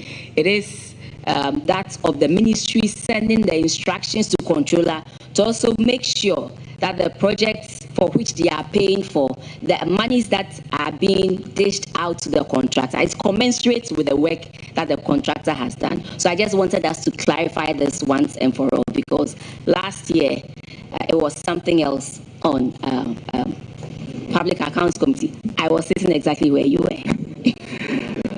Well, Madam Chair, if this was a loan from Bank of Ghana, certainly we will take over that oversight role. This was a Government of Ghana project. We cannot speak on that. Now,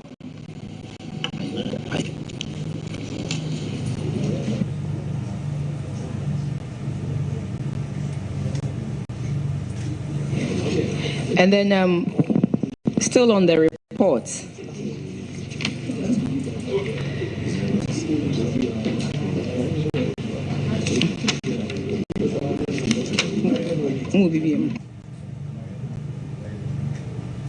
yes, still on the report, page 25.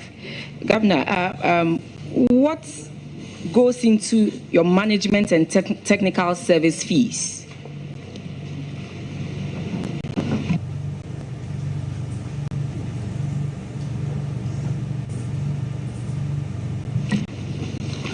So, with your permission, Madam Chair, my staff now will answer that before I come in.